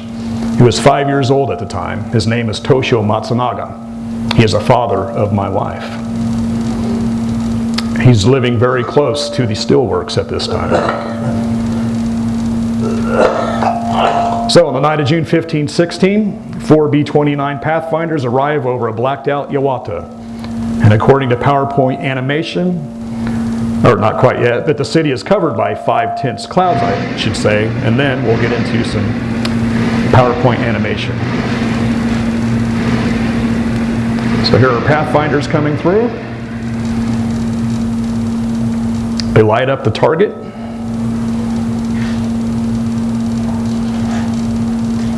Something like that. A few minutes later, 47 B-29s reach the primary target. The Superforts straggle for 2 hours over the target in a Royal Air Force-style single-plane bomb run. Bombing altitude, it depends on what the pilot likes. Could be 8,000 feet all the way up to 21,000 feet. 221 tons of bombs are dropped on Yawata. And it looks a little something like this. So that looks like a high-altitude B-29.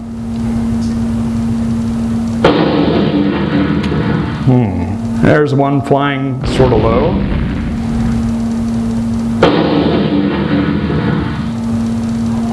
And any day now. Oh, there's another one flying kind of low. This goes on for 2 hours.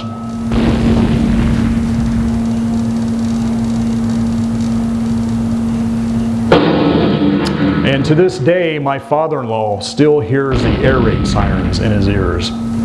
He survived that night.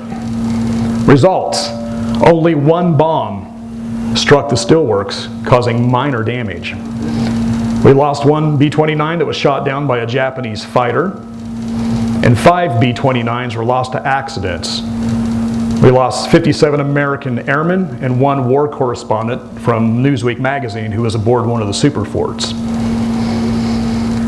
So, what's the assessment of our first strategic bombing mission over Japan? For the United States, the first mission against the Japanese home islands was beyond disappointing. Weather over Japan, and remember those 3 words, weather over Japan, proved to be a far greater problem than the Japanese defenders.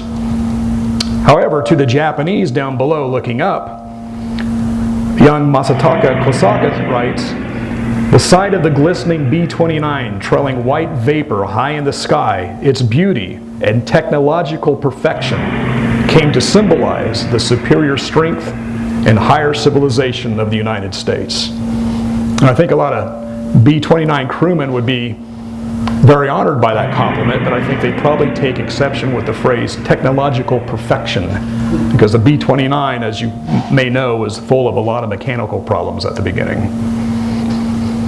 On the same day as the Yawata raid, U.S. forces land on Saipan in the Marianas.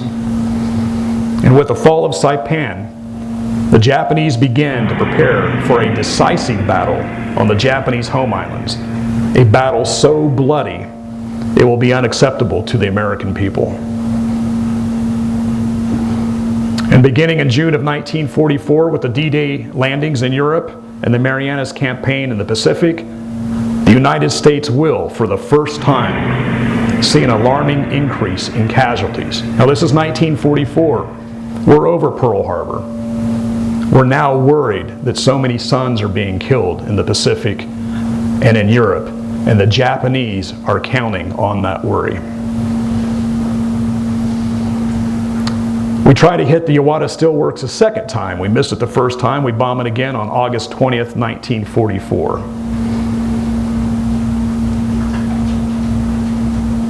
This time, 61 B-29s operating again out of Chengdu, China. And this time, a daylight raid with 3-4 plane formations, sort of like you see there.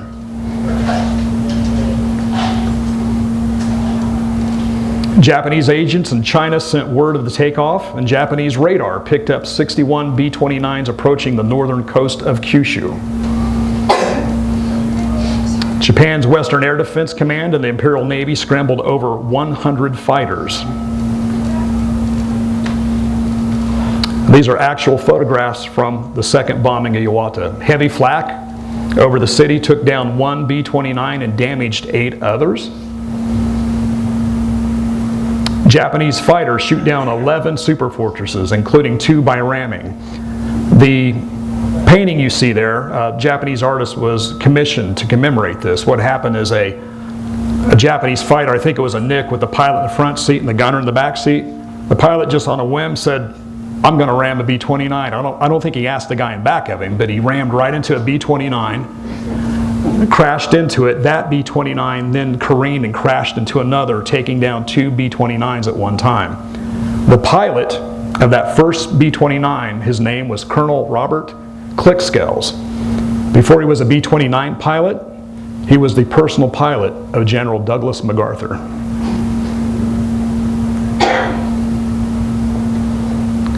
B-29 shot down 17 Japanese fighters with 13 probables. Again, another photo from that raid. 22% American losses. In exchange, 96 tons of bombs wrecked only 2 coke plants at the steelworks. Once more, disappointing.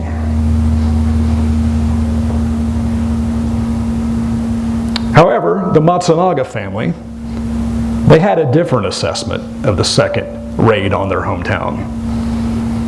The family relocates away from the steelworks to a safer location, like you see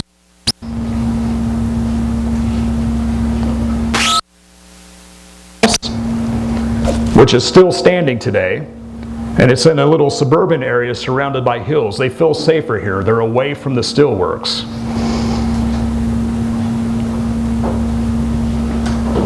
So, here's the assessment of the strategic bombing campaign of Japan, Operation Matterhorn. Overall, it's unsuccessful. Of 9 raids conducted against the Japanese cities from bases in China by the 20th Bomber Command, they lost 125 super forts, the majority of losses due to accidents. The only success was the destruction of 1 aircraft factory in Omura, Japan, which again is in Kyushu, the southwestern island. It's just not working. March 1945, selective service inductions were nearly doubled to 100,000 men per month in preparation for the grim losses expected from the upcoming series of operations on the Japanese home islands. Also in March of 45, from B-29 bases in the Marianas, General Curtis LeMay conducts an incendiary firebombing campaign against the Japanese cities. High altitude strategic bombing wasn't working, so we'll go down low altitude at night and just drop napalm on everything. This results in Operation Meeting House. The night of March 9th and 10th, 1945, Tokyo is firebombed by 324 B-29s. This was a dry, windy spring evening, a perfect setting for an inferno. 100,000 Japanese civilians are killed, more than will be killed by each of the atomic bombs. And it results in the greatest loss of life in a single action in history and kills 4 times more people than the firebombing of Dresden. This was in itself a Holocaust. Historian Thomas Havens writes, "The lack of exhilaration among the public, the Japanese public, helps explain why the government labored so hard at spiritual mobilization." The photograph you see here, this is the day after the night bombing. This is a section of Tokyo that was not damaged. Here you see a military band playing parade music while you see Japanese civilians evacuating to the hills. And some of them were wearing face masks. It's probably due to the smoke, I'm quite sure. Now, according to the diary of young Hisako Yoshizawa, she says, "Most people already believe we won't win. They just think about how miserable it will be if we lose. Still, the public listens to the government and the army and meekly keeps on working. This is so that if we lose, this is so that if Japan loses, it won't have been the people's fault. The government won't be able to blame the people, even though the people know they can't win." The painting there you see on the right, that's of the Sumida River, which winds through Tokyo. That bridge is still there today. That bridge was consumed by fire, killing many people, forcing some of them to jump into the water. That's how bad the inferno was that night. According to Japanese historian Saburo Ienaga, our national leaders started the war with no assurance of victory and continued it when defeat was certain, an egregious act of cruelty against the Japanese people. We now move to Operation Detachment, the invasion of Iwo Jima, April 1945. Private First Class Bill Montgomery, 5th Marine Division, lands on Iwo Jima on April 19th. Objective: use the island as an escort fighter base and emergency landing base for B-29s operating from the Marianas. There's a video for you to watch.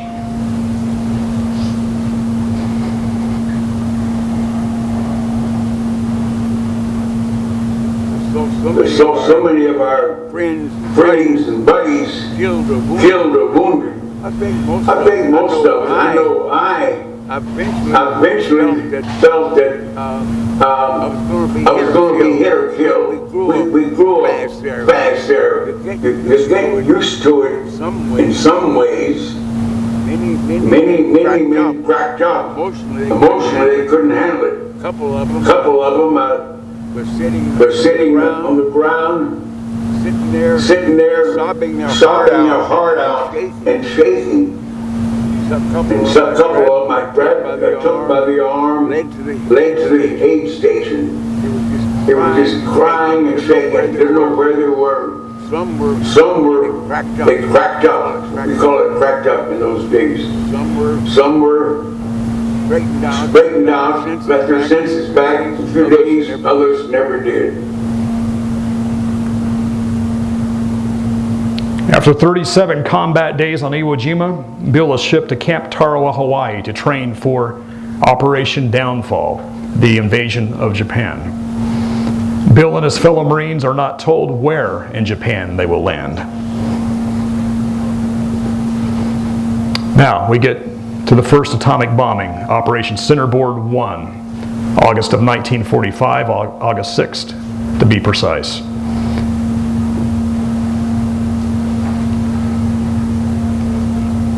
Primary target, Hiroshima. But in most bombing missions, maybe every bombing mission in World War II, there's always a backup target, and maybe even a third target. Secondary target, Kokura. Tertiary target, Nagasaki. Now, when we think of the atomic bombing on Hiroshima, we always think of the Enola Gay flying through the air kind of on its lonesome, right? Well, there were other B-29s that participated in the first atomic bombing, and I'd like to introduce you to them.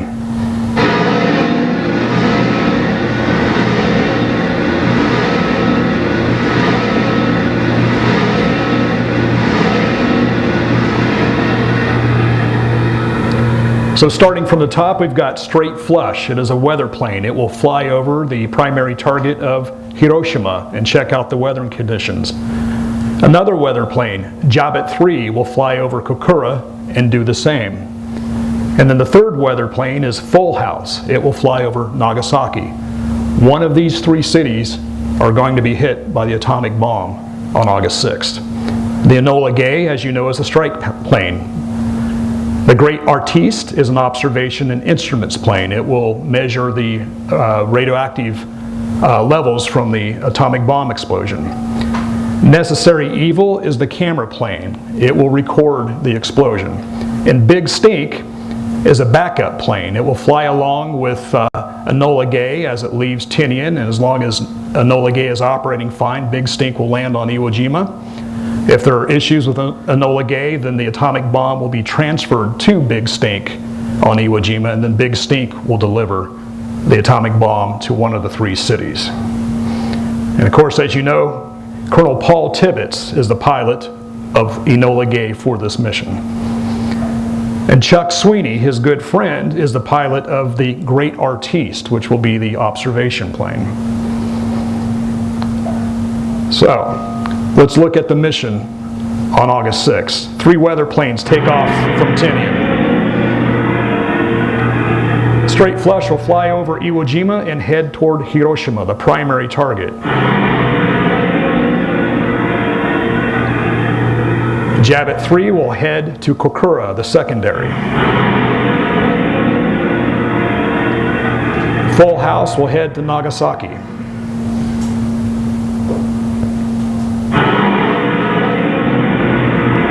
At 2:45 a.m., Enola Gay lifts off into the night sky carrying Little Boy. Enola Gay is headed to Iwo Jima, the rendezvous point.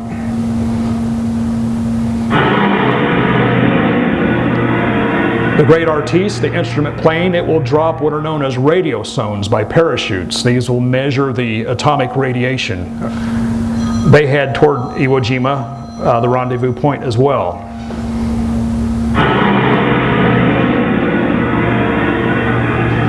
Necessary Evil, the Cameron plane also heads toward Iwo Jima. At 6 o'clock a.m., Enola Gay, the Great Artiste, and Necessary Evil rendezvous over Iwo Jima. They circle Mount Suribachi as the sun comes up, and then they set their course for Japan. The weather planes have not yet reported conditions over the target cities, and Paul Tibbets does not yet know whether Hiroshima, Kokura, or Nagasaki will receive Little Boy. At 8:09 a.m., all 3 weather planes are over their target city. And at 8:24, Straight Flush, high above Hiroshima, sends Tibbets a coded message. Cloud cover less than 3/10 at all altitudes. Advice, bomb primary. Tibbets switches on Enola Gay's intercom and announces to his crew, it's Hiroshima. The 3 weather planes depart their locations and head back to Tinian. And around 9:15 a.m., Enola Gay, the Great Artiste, and Necessary Evil arrive over Hiroshima. Great Artiste will go in first and will deploy the radiosones by parachute. Enola Gay will then drop Little Boy over a T-shaped bridge near the center of city. And Necessary Evil will film the explosion from a safe distance. And according to PowerPoint animation, it looks a little like this. They come in from the east, the Great Artiste drops the radiosones by parachute. Some Japanese people looking up will see the parachutes and they will later think that America dropped the atomic bomb by parachute. Shortly thereafter, the Enola Gay comes in from the east. It drops Little Boy, performs a 150-degree diving turn to put as much distance between the explosion and the plane as possible. And roughly 45 seconds later, we will see the explosion. Some Japanese below see Little Boy, others are looking at the parachutes.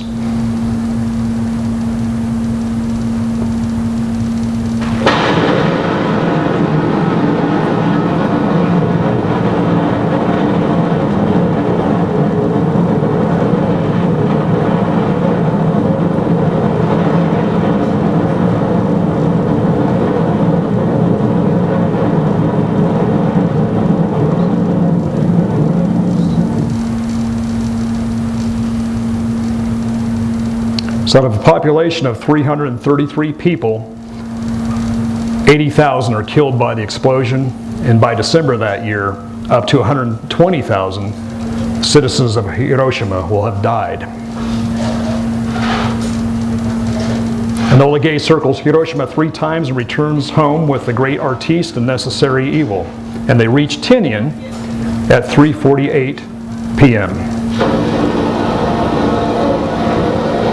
This is Colonel Paul Tibbets of Miami, Florida, commander of the Atomic Bomb Group. Colonel Tibbets, will you tell us how the reaction on the target? Well, as the bomb left the airplane, we took over manual control, made it an extremely steep turn to try and put as much distance between ourselves and the explosion as possible. After we felt the explosion hit the airplane, that is the concussion waves, we knew that the bomb had exploded, everything was a success. So we turned around to take a look at it. The sight that greeted our eyes was quite beyond what we had expected, because we saw this cloud of boiling dust and debris below us with this tremendous mushroom on top. Beneath that was hidden the ruins of the city of Hiroshima.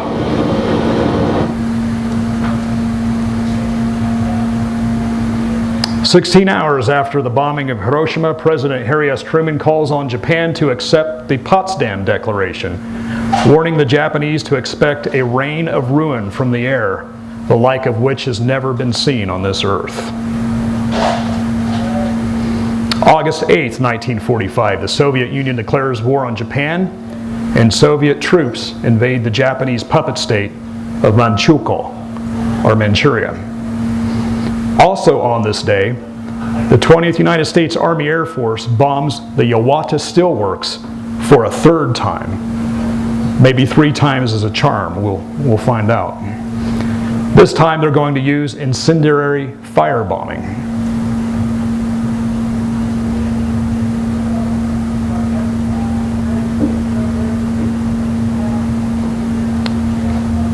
Okay, so 221 super fortresses from the 6th Bomb Group. Remember that, the 6th Bomb Group.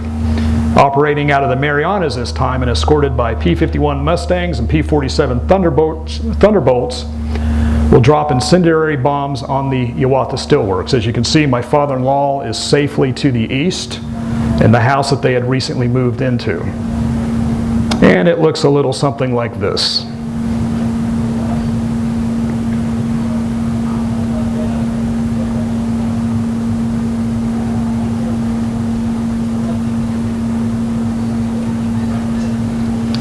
So the firebombing destroyed 21% of Yawata, and it covered the area in thick smoke. The Matsunaga family's decision to move east of the steelworks apparently paid off.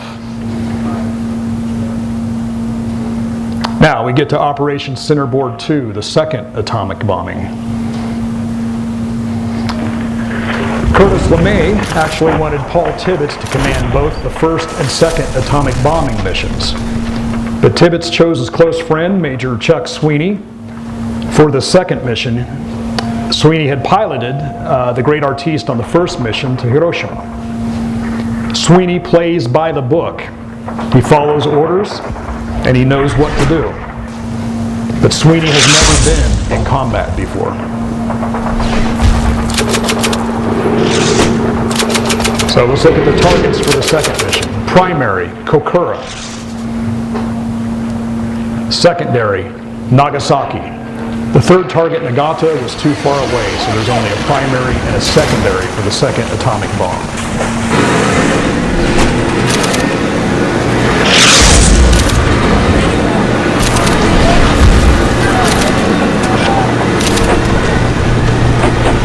Okay, so once again we see the Enola Gay, but this time the Enola Gay will fly over the primary target of Kokura to check weather conditions. We have the Lagan Dragon, and I really like that name for a B-29. It's the weather plane that will fly over Nagasaki. Boxcar will be the strike plane. And then the Great Artiste is back again as an observation and instruments plane. Big Stink. This time Big Stink will be the camera plane. And Full House will be the backup strike plane. And of course, Charles Sweeney will pilot Boxcar. He had, like I mentioned, he had previously flown on the Great Artiste on the August 6th mission. Now it's up to him. So let's look at the primary target, the Kokura Arsenal. One of Japan's largest still standing arsenals. It is suspected of manufacturing chemical weapons, and it must be taken out for Operation Downfall, the invasion of Japan. So here's a smaller picture of the Kokura Arsenal. I'm now going to show you where it's actually located.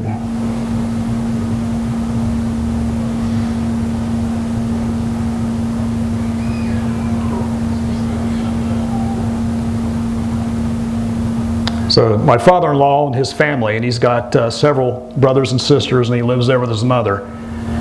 And that little house I showed you, they are now 2.2 miles from the Kokura Arsenal. They are in the kill zone of the 2nd atomic bomb, which is actually a more powerful bomb than the one dropped on Hiroshima. Now, the day before takeoff, some engineers on Tinian nearly detonated Fat Man by inserting a cable into the bomb assembly backwards. They nearly blew up the entire island. And it took them several nerve-wracking hours to resolder the cable back into place correctly. So that was the first goof on the 2nd atomic bomb mission. And there's a pre-flight briefing on Tinian. The rendezvous point is changed from Iwo Jima to Yakushima due to bad weather over the Pacific. Yakushima is there south of Kyushu, so the rendezvous point is much closer to Japan. The altitude at which the planes are to fly is raised to 17,000 feet from the normal 9,000 feet. This will increase fuel consumption. And Tibbets orders to Sweeney, wait no more than 15 minutes at the rendezvous point before proceeding to the target. Drop Fat Man visually. Do not use radar targeting. The bombardier must see the Kokura arsenal through the crosshairs of his Norden bomb sight before he can release that bomb. During pre-flight checks, the fuel pump on one of Boxcar's 640-gallon reserve fuel tanks is discovered to be faulty. And these are the actual words that were exchanged between these two Air Force officers.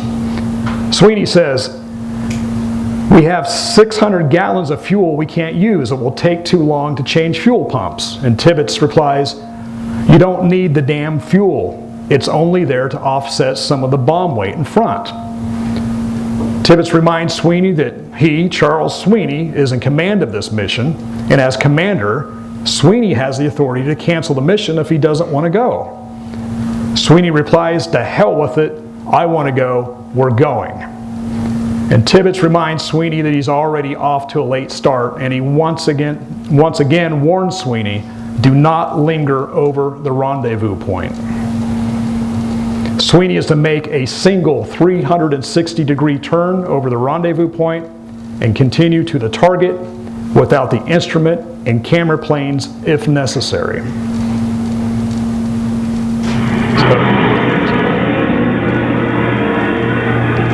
So the two weather planes take off from Tinian and head to their target cities. So again, we have Enola Gay flying over the primary target of Kokura to check weather conditions, and then Lagan Dragon will do the same over Nagasaki, the secondary.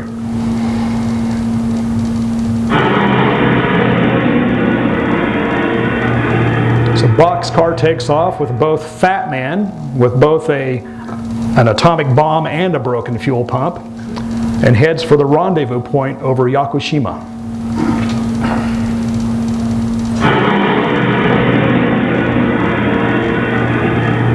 It's followed by the Great Artiste, the instrument plane.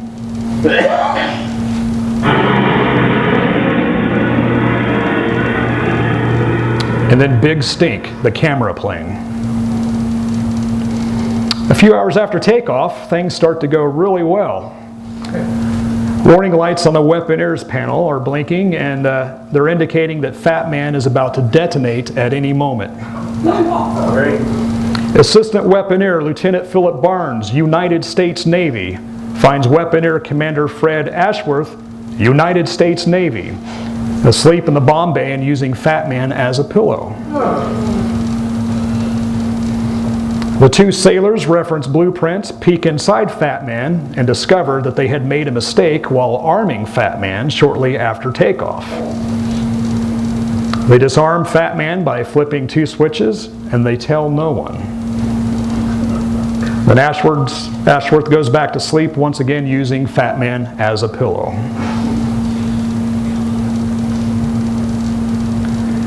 Now, nearly 5.5 hours into the flight, Boxcar reaches the rendezvous point over Yakushima and immediately spots the Great Artiste. So far, so good. However, Big Stink is nowhere to be found. Big Stink is actually at the rendezvous point over Yakushima, but flying at an incorrect altitude 9,000 feet above Boxcar and the Great Artiste.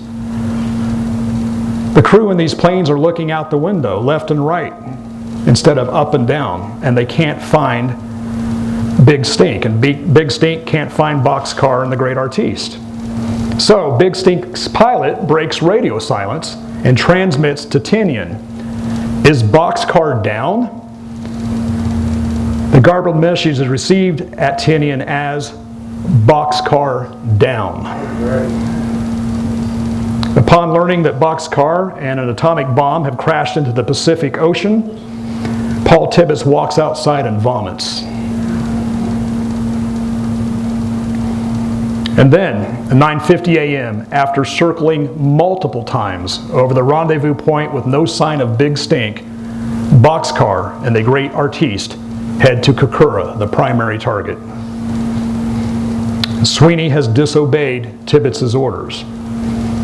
40 minutes have passed since Enola Gay reported favorable bombing weather over the primary, Kokura.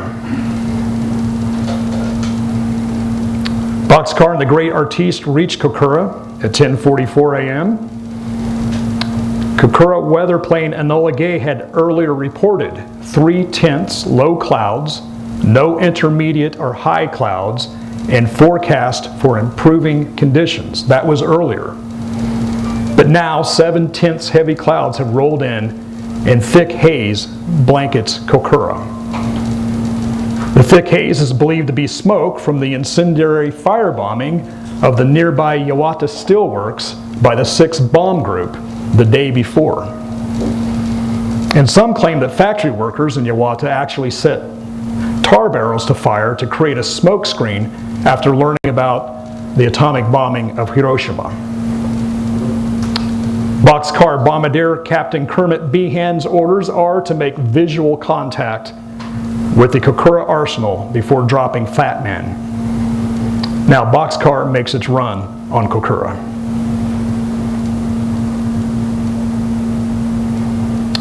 So we've got the great artiste coming in to deploy the radio sones, and Behan calls no drop. He cannot see the Kokura arsenal. So they decide that maybe we'll give it one more time. The bomb bay door is open. They're wearing their welder's goggles. There's a hum. The alarm in the cockpit indicating that the bomb is ready to go. They come around for a second run. Behan calls no drop. He still can't see the building that is the arsenal.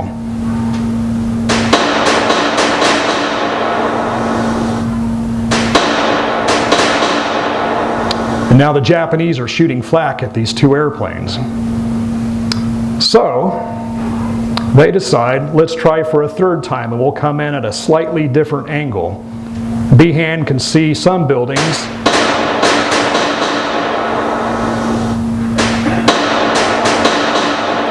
But he cannot see the arsenal.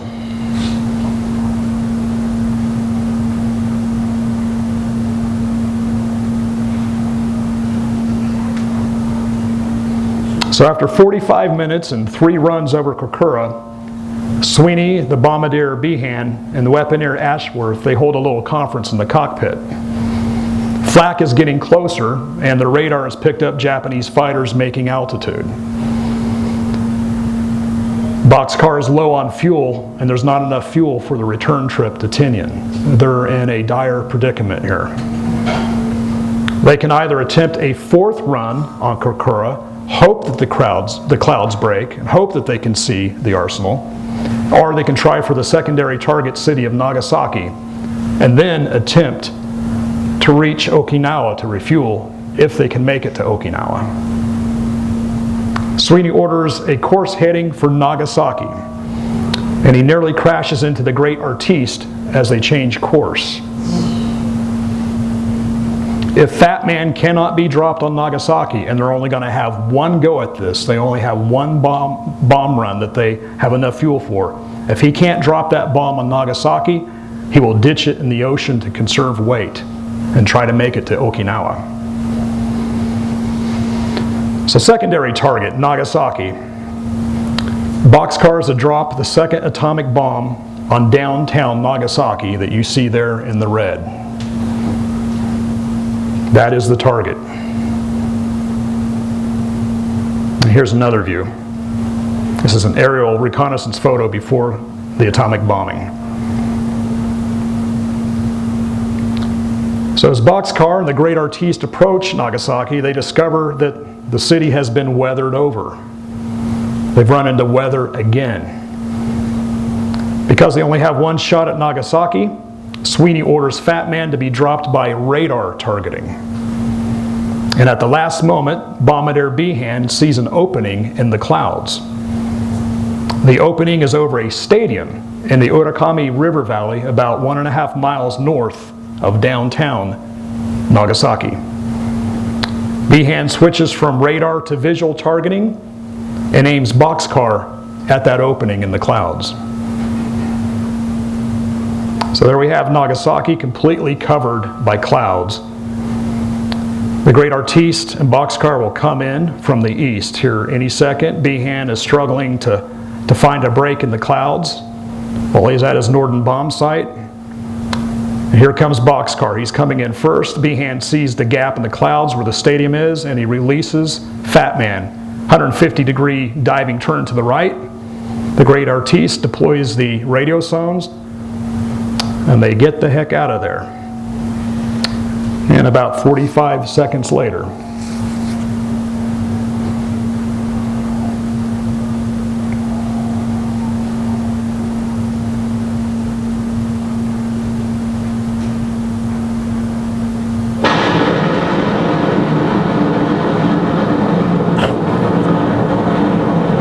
you can sort of see the gap in the clouds there a little bit. You can sort of make that out. That's the gap with the explosion down below.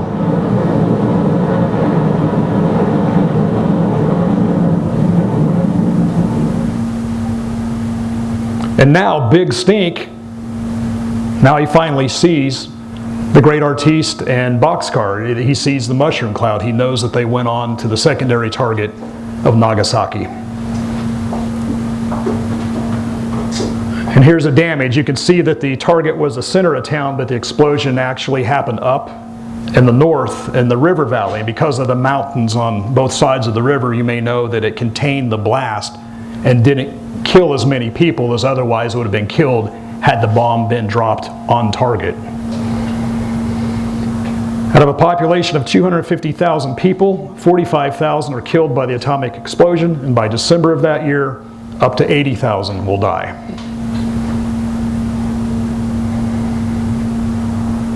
So boxcar circles Nagasaki once and makes a beeline for Yotan Airfield in Okinawa.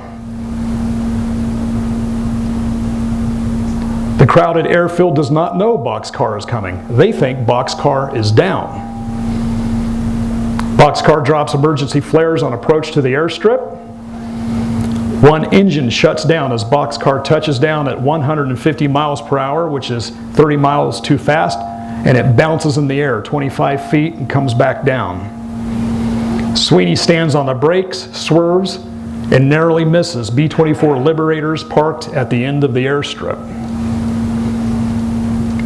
As Sweeney and crew disembark boxcar at Okinawa, they are greeted by a very angry Lieutenant General Jimmy Doolittle, and these are the exact words that were exchanged. "Who the hell are you?" Sweeney replies, "We are the 509 boxcar. We just dropped an atomic bomb on Nagasaki. I think we were a little off target." So after refueling on Okinawa, boxcar flies back to Tinian and lands on Tinian at 11:30 p.m. And Tibbets is not pleased. Tibbets considered that mission a near failure. And he told Sweeney, "You lost control of that mission." And Tibbets was right.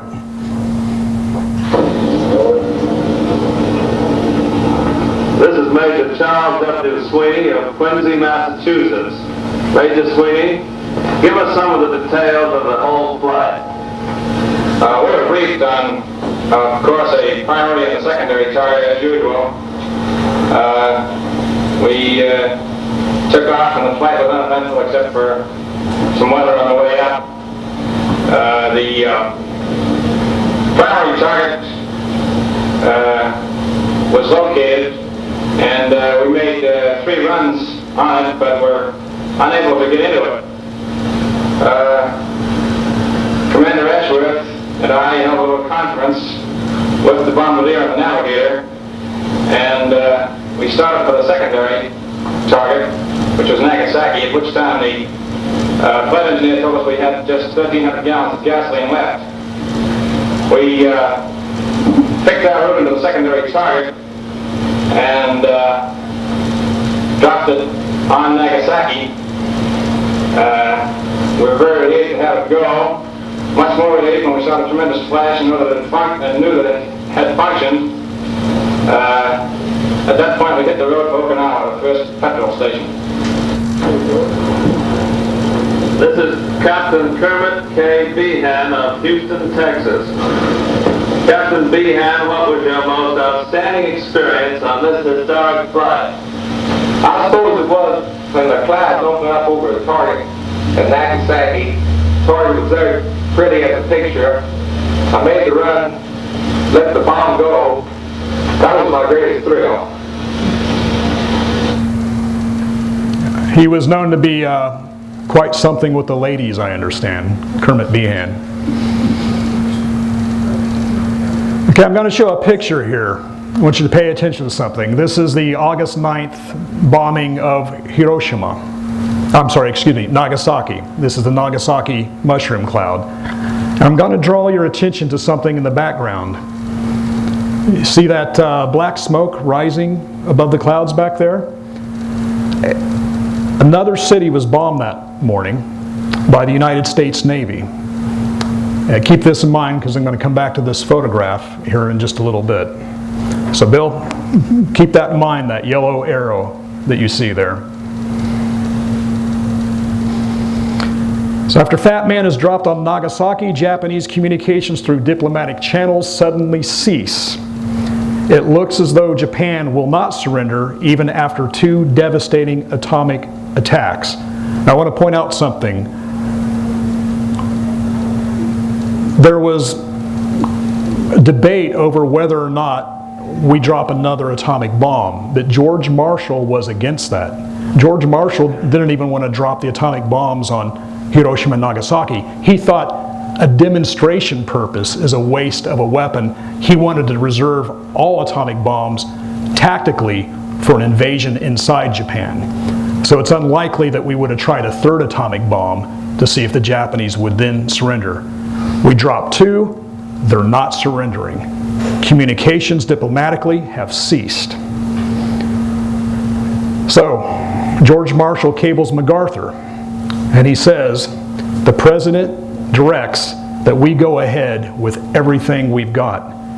Operation Downfall is a go. So now, Operation Downfall, the invasion of the Japanese home islands. General Douglas MacArthur is selected to command Operation Downfall, and he is being considered for elevation to the rank of 6-star general, which is General of the Armies.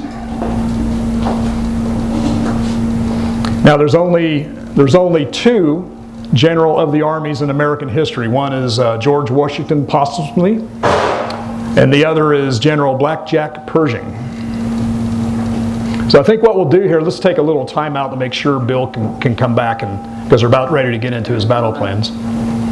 Operation Downfall, MacArthur is put in charge, and he's being considered to promotion to 6 stars. MacArthur is appalled by the dropping of the atomic bombs and considers them entirely unnecessary. MacArthur believed that the Japanese were on the verge of surrendering without the atomic bombs, and he was very upset when he learned that they were dropped. He considers himself an atomic bomb. He also didn't think the Chinese were going to invade Korea. That's right. He was surrounded by a lot of yes men. Anyway, let's take a real quick look, high level, at Operation Downfall. It starts with X-Day, 01 November 1945, with Operation Olympic. This is the invasion of Kyushu, the island that we keep hearing about on the Japanese mainland. We'll go into the southern 1/3 of Kyushu in Operation Olympic. That is followed in March of 1946 by Operation Coronet, the invasion of Honshu, the large and long main island. We will invade the Kanto Plain on which Tokyo is situated and capture the capital. 2 phases to Operation Downfall. This is the decisive battle that the Japanese were planning for, and the Japanese knew that the American people would not be able to stomach the losses, and that we would probably pull back and head back home. That's really what the Japanese believed. So I'm going to talk briefly about Operation Ketsugo. This is the Japanese defense plan, and it was very elaborate, but I'll cover it briefly. This is key. Due to Japan's geography, with few beaches able to support amphibious landings, the Japanese military correctly guessed Olympic and Coronet landing beaches. They also guessed the timing. They knew that in Kyushu you could only do an amphibious landing in November because of the weather patterns, and then March in the Tokyo area. They knew where we were coming, and they knew when we were coming, and they were ready. Objective, make an invasion so bloody the Americans will call a truce, Hirohito will remain emperor, and Imperial Japan will retain much of its empire while the Americans go back home. And here we have the diary of young Isoko Hatano. She says, the enemy will attack with bombs and guns. It's absurd to meet them with such weapons. So they weren't just fanatical, they also had common sense. They knew that they were preparing for their deaths, and they really felt that they had no choice.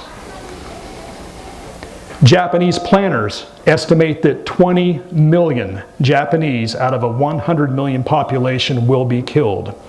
And to the Japanese militarists, the war faction, that was perfectly acceptable to them because they'll have 80 million people left to keep the Japanese empire going. They were willing to make that sacrifice of 20 million of their own people. U.S. War Department estimates in July 1945, we shall probably have to kill at least 5 to 10 million Japanese, and this might cost between 1.7 to 4 million casualties, including 400,000 to 800,000 killed. Now, Rona mentioned earlier that in all of World War II, we lost 400,000. We were going to at least double that with an invasion in Japan. I have a short video for you to watch.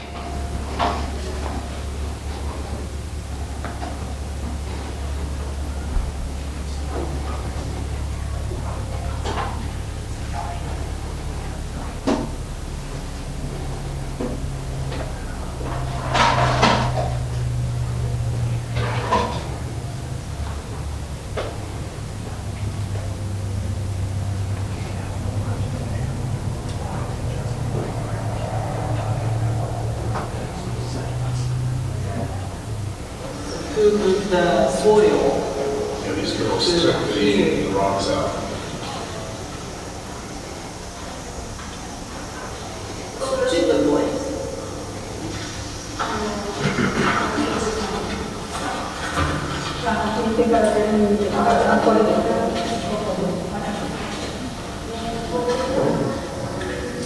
American bombers come, and then they have to come in here and then stay here. Stay here. Yeah. And Hirohito's portrait was there. This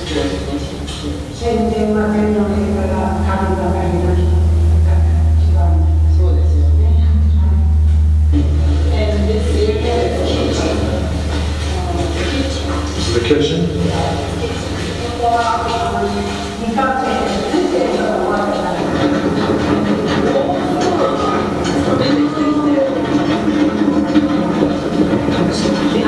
Yeah, it's like air conditioning. So, the 500 kids come here and then the people couldn't breathe. So that's why they this So they can keep oxygen in here so that people wouldn't suffocate. Right. That machine would bring oxygen. Okay.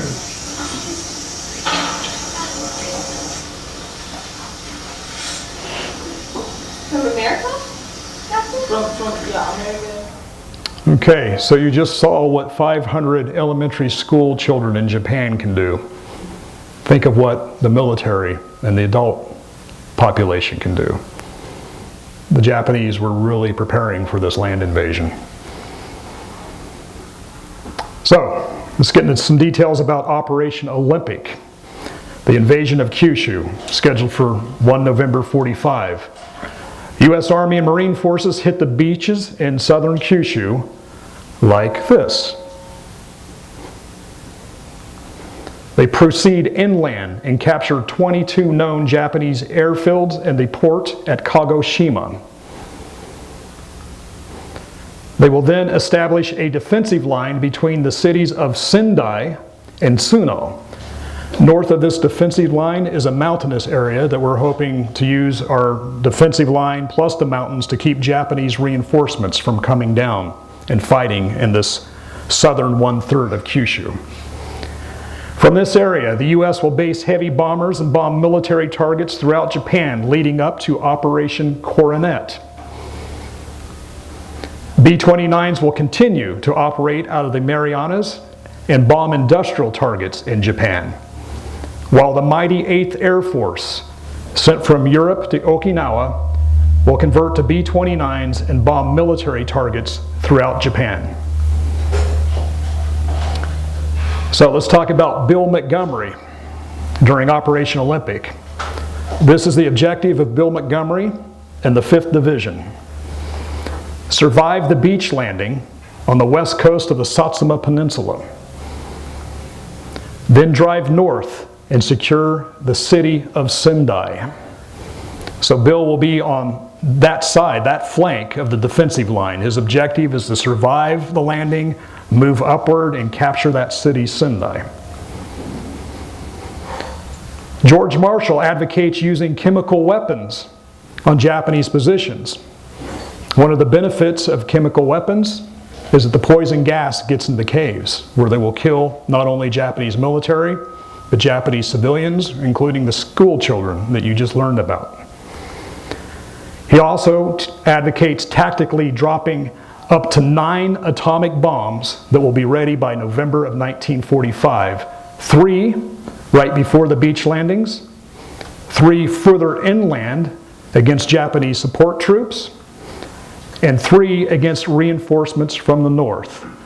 Now, Marshall knew that there was a risk of radiation, but at that time we didn't really understand. The scientists thought that the mushroom cloud would carry the radiation up into the atmosphere.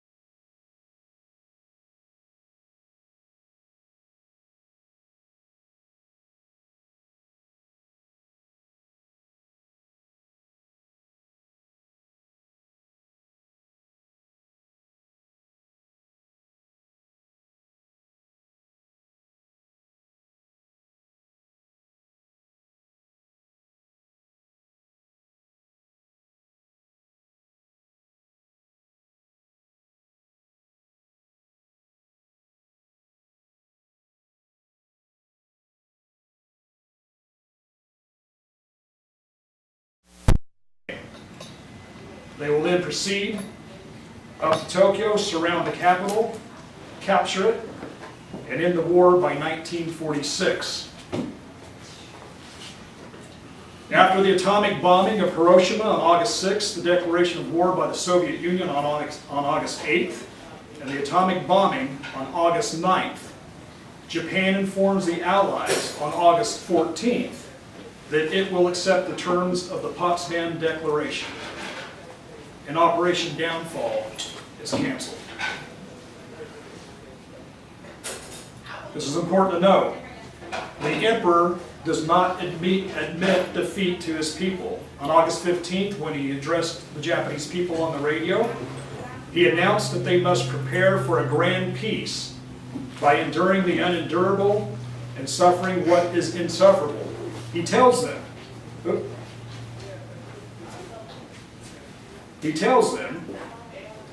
the enemy has begun to employ a new and most cruel bomb. Should Japan continue to fight for the stabilization of East Asia, the enemy's bomb will lead to the total extinction of human civilization. So Japan will save human civilization by accepting a settlement to the present situation. So apparently he was a lawyer. Also important to know, a lot of people don't know this about the atomic bombs. The atomic bombs gave the war faction and Japan's military leadership a way out, allowing the peace faction to prevail and the war faction to stand down without losing face. And here's what they were thinking. There was no decisive battle on the Japanese home islands. The bulk of Imperial Japan's army is unbloodied and undefeated. And there were soldiers in China that had never been defeated that were forced to lay down their weapons. I mean, that's a really sour feeling if you're a Japanese soldier. America did not win militarily. America cheated with technology. This, we may disagree with it, that it allowed the militarists, the war faction, to stand down and save face. That is one of the benefits of the atomic bombs. August 30th, 1945, General Douglas MacArthur lands at Atsugi Airdrome near Tokyo to prepare for the formal surrender of the Empire of Japan. September 2nd, 1945, Commodore Matthew C. Perry's 31-star flag sails back to Tokyo Bay for the official surrender ceremony aboard the USS Missouri. MacArthur had that flag flown from Annapolis, Maryland, all the way out to meet the Missouri for the surrender ceremony. 1 week after the surrender ceremony, Emperor Hirohito wrote to his son, the Crown Prince Akihito, and explained that Japan had been defeated because Japanese military leaders exalted fighting spirit while ignoring science. And here's a key takeaway. To the Japanese militarists, they were only interested in fighting that war with military men, not with civilians. In the United States, we put civilians in uniform, and they worked on technology, the Manhattan Project, our aircraft, everything. A civilian country defeated a militarist country. And I have a fun fact for you here. Prince Akihito and Yoko Ono were classmates. They were. When Tokyo was firebombed, Hirohito had his son Akihito sent to the countryside to a prestigious school, and so did Yoko Ono's parents. So the future Miss John Lennon and the future Emperor of Japan were actually classmates during World War II. September 22nd, 1945, Bill Montgomery lands at Sasebo, Japan, my wife's hometown, for occupation duty. The Americans will peacefully occupy Japan for 7 years. And that is a photo of Bill Montgomery's regiment on the main street in downtown Sasebo, right near the train station. And I don't think we can tell, but I think we're looking at Bill's backside somewhere there along the street. This is important to know as well. October 9th, 1945, Typhoon Louise smashes into Okinawa. 92-mile-per-hour winds tear into U.S. military equipment, vehicles, ships, and supplies. Had Japan not surrendered weeks earlier, the Okinawan staging area for Operation Olympic would have been devastated, probably pushing X-Day into 1946 and protracting the war well into 1947.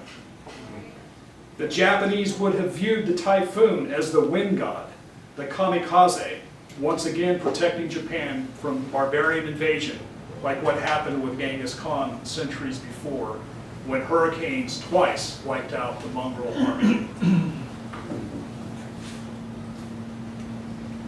My father-in-law, Toshio Matsunaga, will survive the war, and he will enlist in the Japan Maritime Self-Defense Force and serve aboard 4 U.S. Navy destroyers given to Japan by the United States to help rebuild the Japanese Navy, 2 Goering class and 2 Fletcher class. He will retire as a Chief Warrant Officer and today lives in Sasebo, Japan. He will marry Sayoko Inoue of a Kyushu samurai family. Sayoko survived strafing by an American fighter plane during World War II. Toshio and Sayoko's daughter, Mayumi Matsunaga, will marry a United States Navy sailor. That photo was taken just a few years ago. Yeah. There you see the house in Kokura, and I'm inside that house with the Matsunaga family. Right above my head, there's an elderly gentleman with gray hair. That is my father-in-law's older brother. He was an Imperial Japanese soldier. And my father-in-law there, he's kind of got a gray shirt with a black jacket, and he's with brothers and sisters that would have died along with himself had we dropped that bomb on Kokura. There are grandchildren in that photo that never would have been born had that bomb dropped on the primary target. Mayumi Matsunaga Johnson will live in America, where she and her husband will become friends with Bill Montgomery. The Emperor Hirohito will remain on the throne and become a powerless figurehead.